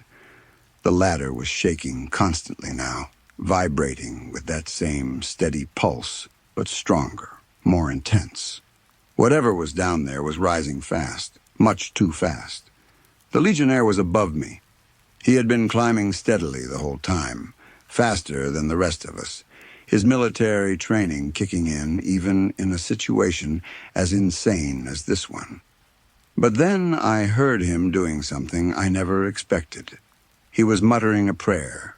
It was in French, spoken quietly but urgently under his breath, and it was not any prayer I had ever heard before. The words sounded old, ancient even, like something passed down through centuries that was never meant to be written in any book. Then he stopped. Mid-word, mid-breath, he just stopped. "Don't stop," I yelled up at him. "Keep climbing, don't stop." He turned his head to look down at me, and the moment his face came into the light of my headlamp, I knew something was very wrong. His face was not his anymore. The skin hung loose on his skull, sagging and pulling downward as if invisible hands were tugging it from below. His eyes were sinking into their sockets, retreating into his head like they were being drawn backward into his brain. The structure of his face was collapsing, the bones shifting under the drooping skin in ways that made him look less and less like a human being with every passing second. "Too late," he whispered. But the voice that came out of his mouth was not his. It was deeper and slower and carried a resonance that seemed to come from everywhere at once, from the walls, from the darkness below, from inside my own skull. "It saw you. Now it knows what you look like." Then he let go of the ladder. He did not fall. He did not slip. He simply opened his hands and released his grip, and his body dropped backward into the void with a calm and almost peaceful quality that made it even more horrifying. It was as if he wanted to go to it, as if whatever was down there had called to him, and he had answered willingly. I was alone on the ladder. I do not know how I kept climbing. My hands were bleeding from the rusted metal, the sharp edges of the old rungs slicing into my palms with every desperate grab. My arms felt like they were filled with concrete. Every muscle in my body screamed at me to stop, to give up, to let go. But something deeper than muscle and bone kept me moving. Some last tiny spark of survival instinct that refused to die even when everything else inside me had already surrendered to the terror. The sound was right beneath me now. I could feel it more than hear it. The wet scraping was so close that I swear I could feel the displacement of air against my legs, as if something massive was reaching for me, stretching upward, closing the final gap. And the smell. The smell was overwhelming now. Sweet and rotten and strangely intimate, like my own body's scent, but twisted into something wrong, like what I would smell like after death, like it already knew every part of me and was just waiting to collect. I reached the top of the shaft. I do not remember the last few meters. I think my body moved on pure autopilot, while my mind retreated to some dark corner where it could hide from what was happening. All I know is that suddenly there was open air above me, and my hands found the edge of the opening, and I hauled myself out screaming. Raw, uncontrolled screaming that tore my throat and echoed across the abandoned mining complex. Cold rain hit my face. It was the most beautiful thing I had ever felt. I scrambled to my feet and ran. I ran through the abandoned gallery, smashing through rotten door frames and kicking aside debris. I jumped the perimeter fences without even slowing down, the rusted chain link bending under my weight and scraping my legs as I went over. I hit the forest on the other side and just kept running, crashing through branches and stumbling over roots, running until my lungs burned so bad I thought they were going to burst inside my chest. I made it home the next day. I do not remember most of the journey. There are gaps in my memory, hours where I cannot account for where I was or what I was doing. I remember fragments, headlights on a road, the sound of my own breathing, rain. But mostly I remember nothing until I was standing in front of my apartment door with my keys in my bleeding hand. I went inside. I locked the door behind me. I drank everything I could find, and I cried. I cried for Mihai. I cried for the Legionnaire. I cried for myself. I cried because I had looked down when I was told not to, and I could not undo it. I could never undo it.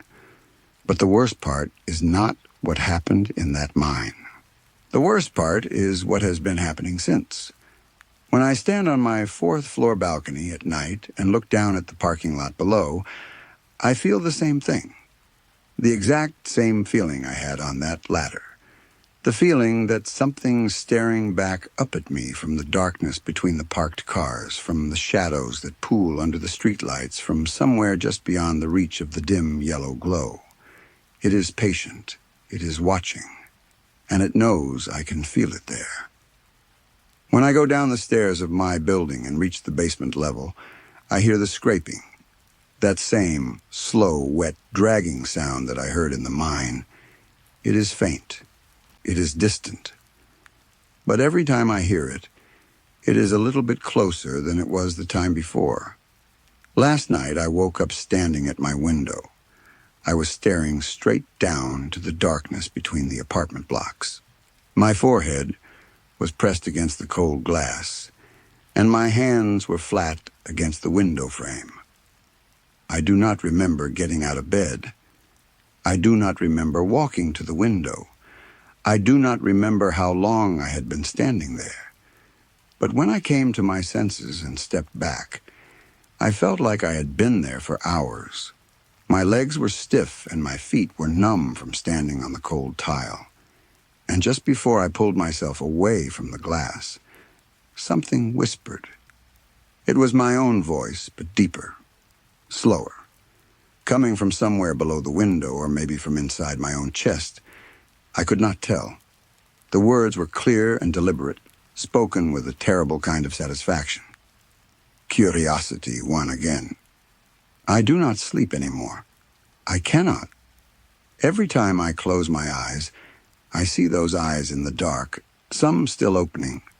I do not go out on the balcony. I keep the curtains drawn at all times. I avoid the basement.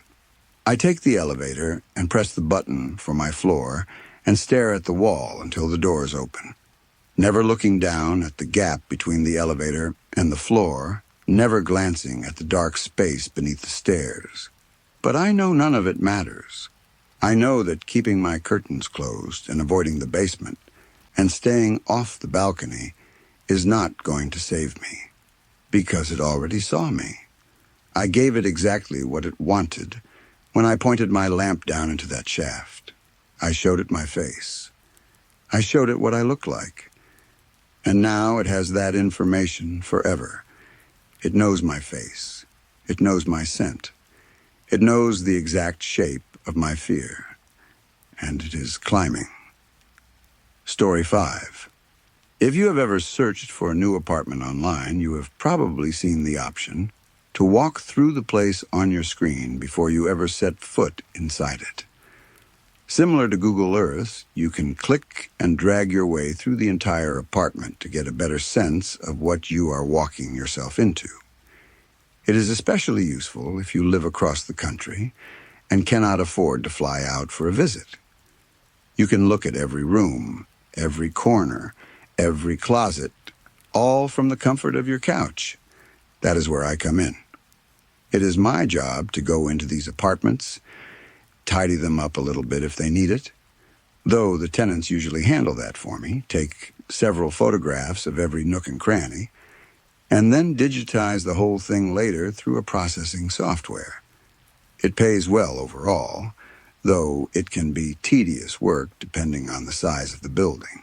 For anyone interested in how the process actually works, the camera I use is called a Matterport. It uses powerful optical sensors and artificial intelligence to construct high-quality visuals that replicate a physical space in 3 dimensions, creating what is essentially a twin space that matches the proportions and lighting of each room down to the smallest detail. The technology was revolutionized by artificial intelligence this past year when it became able to stitch together spaces that fall outside of each individual photograph's peripheral vision. So it is less like looking at a series of still photographs and more like stepping into a digitized copy of a real physical place, as though someone had taken our reality and simply copied and pasted it onto a hard drive. The process of doing all this is easy enough once you get the hang of it, though it can take several hours just to photograph and replicate a single house, let alone an entire apartment building with multiple units. The Matterport itself is an expensive piece of equipment, but thankfully most landlords in the city are more than willing to pay top dollar to make sure they can attract new tenants and get people to move into their buildings. Most of the time, the buildings I scan are nice, or at the very least unremarkable. Nothing special, nothing alarming, just normal apartments with normal rooms and normal furniture. But every now and again, I get a building that feels off. Something about the air or the light or the way the silence sits in the hallways that makes the hair on the back of my neck stand up for reasons I cannot quite explain. Earlier this week, I was hired by a new group looking to have an old housing complex surveyed and digitized. That uneasy feeling I just described happened in full force when I visited a place called Corcoran Estates. It was a small housing facility with only 4 stories throughout the entire complex. Each floor had just 1 apartment, and all 4 of them ran parallel to the building's deteriorating staircase. The place had been built back in the 1920s, but the building's owner had never installed an elevator, so I would have to climb those old stairs the entire time I was working. It was not technically Section 8 housing, but from the outside looking in, it might as well have been. The yellow trim on the dingy concrete walls was faded and peeling, and the only thing that gave the entrance any character at all was the stained glass set into the front door, though even that was clouded over with years of grime. I am not proud to admit this, but I am a bit of an alcoholic. I arrived drunk at this job. I had been drinking before I even left my apartment that morning, and if I am being completely honest, I am drunk right now as I write this. It is the only thing keeping me from panicking. All I can do at this point is wait for the police to arrive and try to get everything down on paper, while the alcohol keeps my hands steady enough to type. If I sober up, I'm afraid I will either forget the details or lose my nerve entirely. I remember the flimsy white sign taped to the building's front entrance. It read "Welcome Home" in big red cursive letters, the kind of cheerful, rounded font you might see decorating the walls of a first-grade classroom. It made me a little sad, honestly. There was something almost sincere about it, as though the building itself knew how flawed it was and was doing its best to make you feel better about walking through its doors anyway. The lobby, if I can even call it that, was just as welcoming in its own desperate way. Dimly lit fluorescent lights hung from the ceiling above me, their constant buzzing almost oppressive against my ears, filling the small space with that low electrical hum that never lets you forget where you are. I stood face to face with the first-floor apartment door. I could hear my own breathing quicken as the heavy stench in the air hit me. It was thick and stale and chemical, like cleaning products layered over something worse, and it clung to the inside of my nose. Whoever ran this place clearly needed a deep clean. Each fluorescent light I passed under seemed to buzz even louder than the last until I reached the door of apartment 1. This was where Mike lived. Mike was the landlord and owner of the entire property, and his apartment was right here on the ground floor. When I knocked on the door, it took Mike almost a full minute to answer. I stood there in that buzzing hallway, shifting my weight from one foot to the other, wondering if maybe he had forgotten I was coming. But then the door opened, and there he was. On first introductions, Mike seemed like a regular enough guy. He came across as a typical working stiff, the kind of man who manages his own property and fixes things around the building in his free time because he cannot afford to hire someone else to do it. He was fairly taller than me, though that is not saying much since I am only 5'6".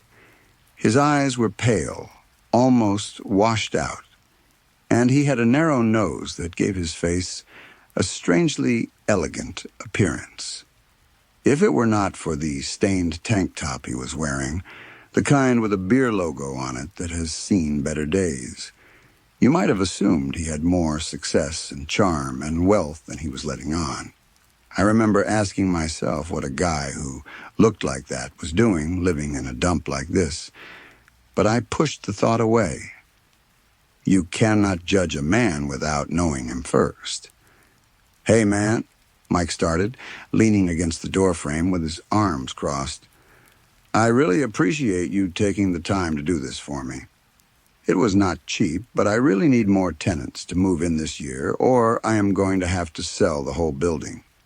I know people hate landlords, but times are tough out there, even for us." "Yeah, right," I thought to myself, but I kept my mouth shut and nodded politely. Mike continued, scratching the back of his neck.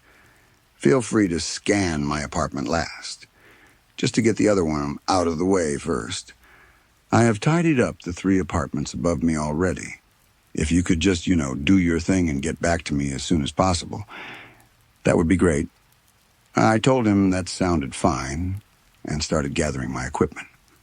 I track each processed scan on my phone, so once I had gathered as much of the first floor common space as I could, I headed up to the second floor to begin working on the first empty apartment.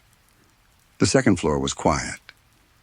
The apartment itself was put together in a way that reminded me of a wealthy grandparent's home, the kind of place where everything is old but well maintained, where every surface has been polished and every piece of furniture has a story behind it. The walls gleamed with fresh wallpaper, intricately designed with golden vines that seemed to hang loosely from the ceiling's cove and trail down toward the baseboards.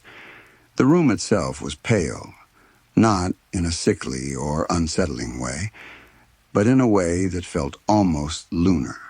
It was like standing in moonlight. For such a shabby building on the outside, I was genuinely impressed by the level of detail and style that Mike had put into this unit.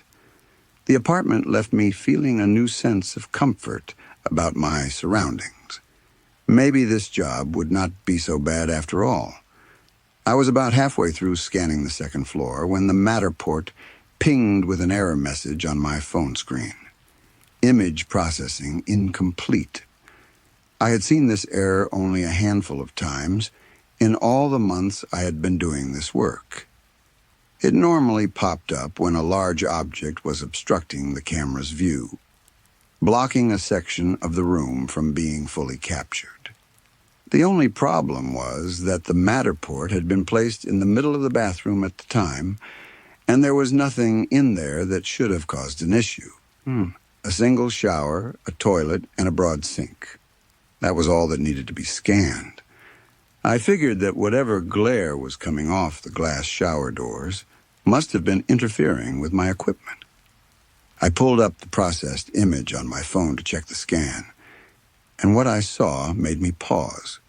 There was a distortion, a strange dark shape, and it was standing squarely inside the shower, not a smudge on the lens, not a shadow from the lighting. It was a shape, upright and still, positioned in the shower as though someone were standing in it. I scanned the bathroom several more times, adjusting the angle and the position of the camera each time, until eventually the distortion went away and the image came through clean. I remember thinking it was strange. I stared at my phone for a long moment, scrolling back through the earlier scans to see if the shape appeared in any of them, but it was gone now. I told myself it was a glitch. Equipment acts up sometimes. That is just part of the job. I packed up my things and headed for the stairs. Moving to the third floor, I felt as though I had stepped into an entirely different era of development. As I climbed the staircase, the walls of the building shifted in tone.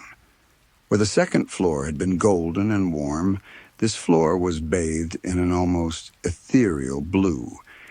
If the second floor had felt like sunlight, this one felt like the glow of a full moon at night, cool and strange and slightly unnatural.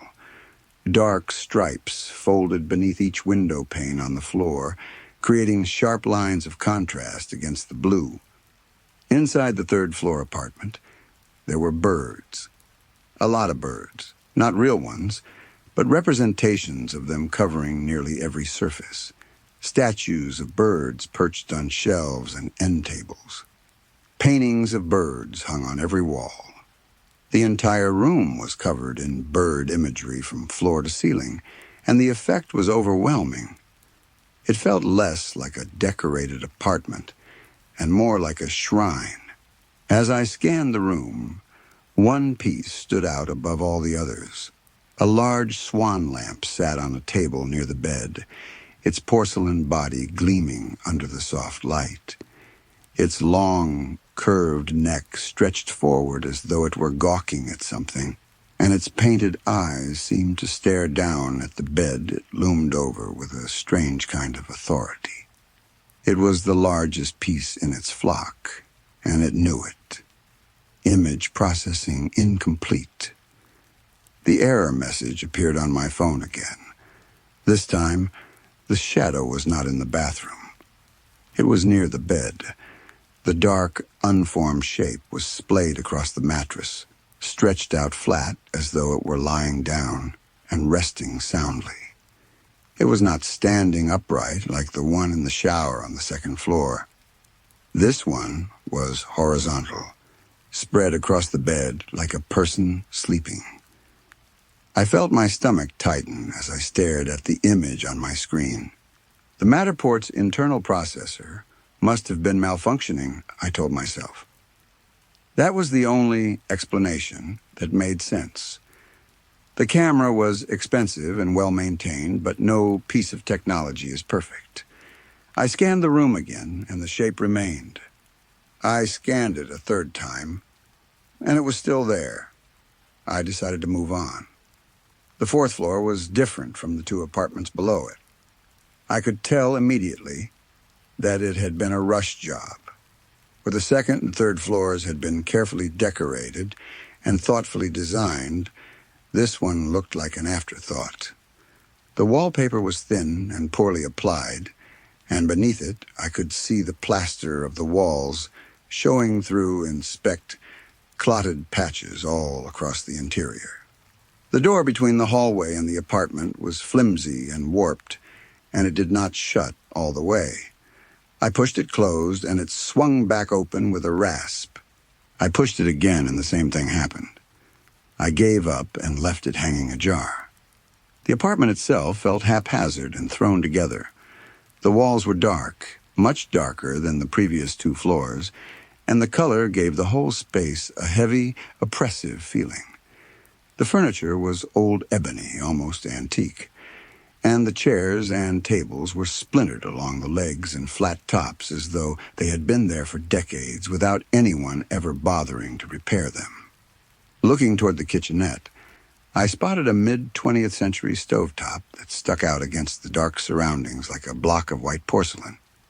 Bright and clean in a room that was anything but. I did not take much time to question my surroundings.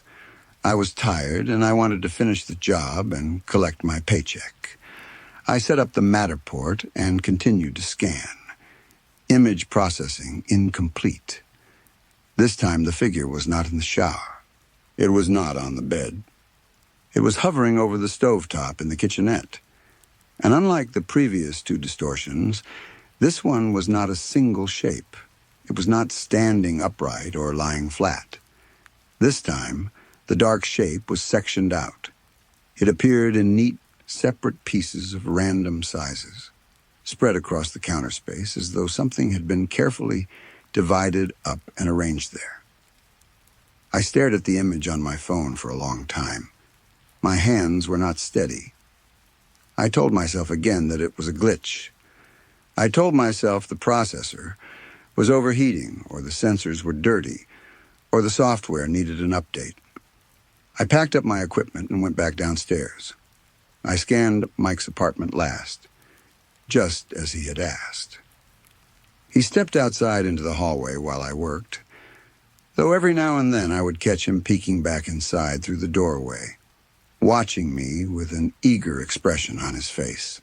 His apartment was neater than I would have expected, given the state of the first-floor hallway and the general condition of the building.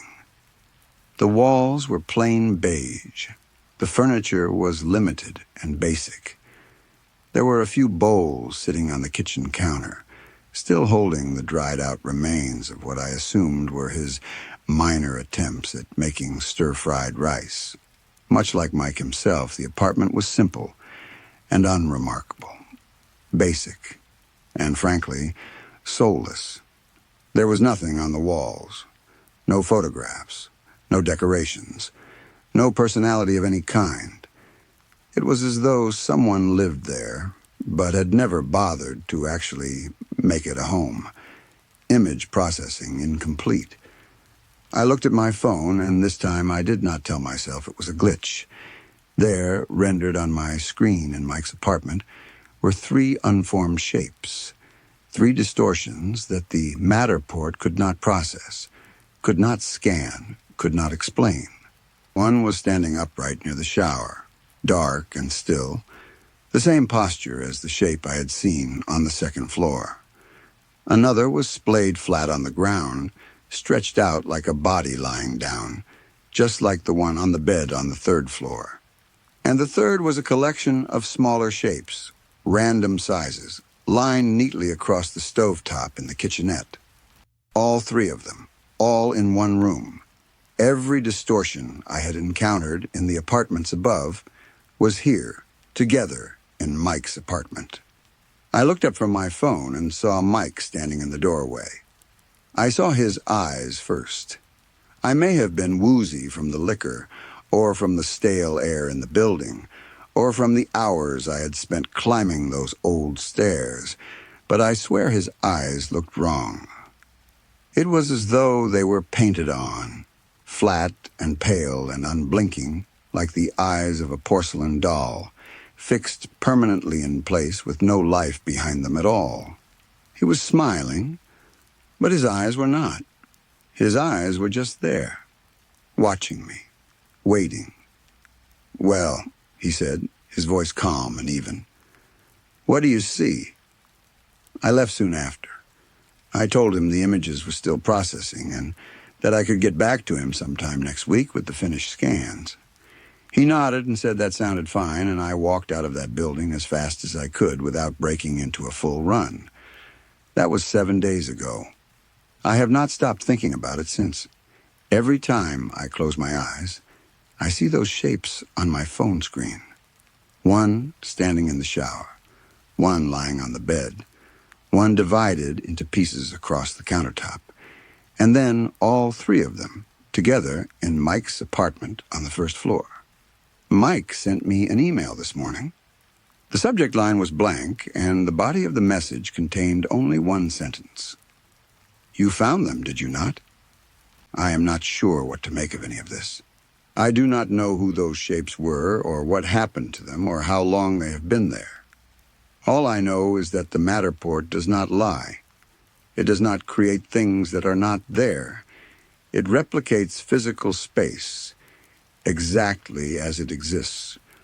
Whatever those voids were, whatever the camera could not scan, they were real. They were in those rooms, and they were in Mike's apartment. I have alerted the authorities. I told them that Mike was hiding something in that building, though I could not show them proof in any traditional sense. The scans are digital. The shapes are formless. There is no photograph I can hand to a detective and say, "Look, here, this is what I saw." But whatever memories were hiding in that apartment, whatever was lingering in those rooms that the camera could detect but could not fully render, they were clearly trying to reach out. They wanted to be seen. They wanted to be found.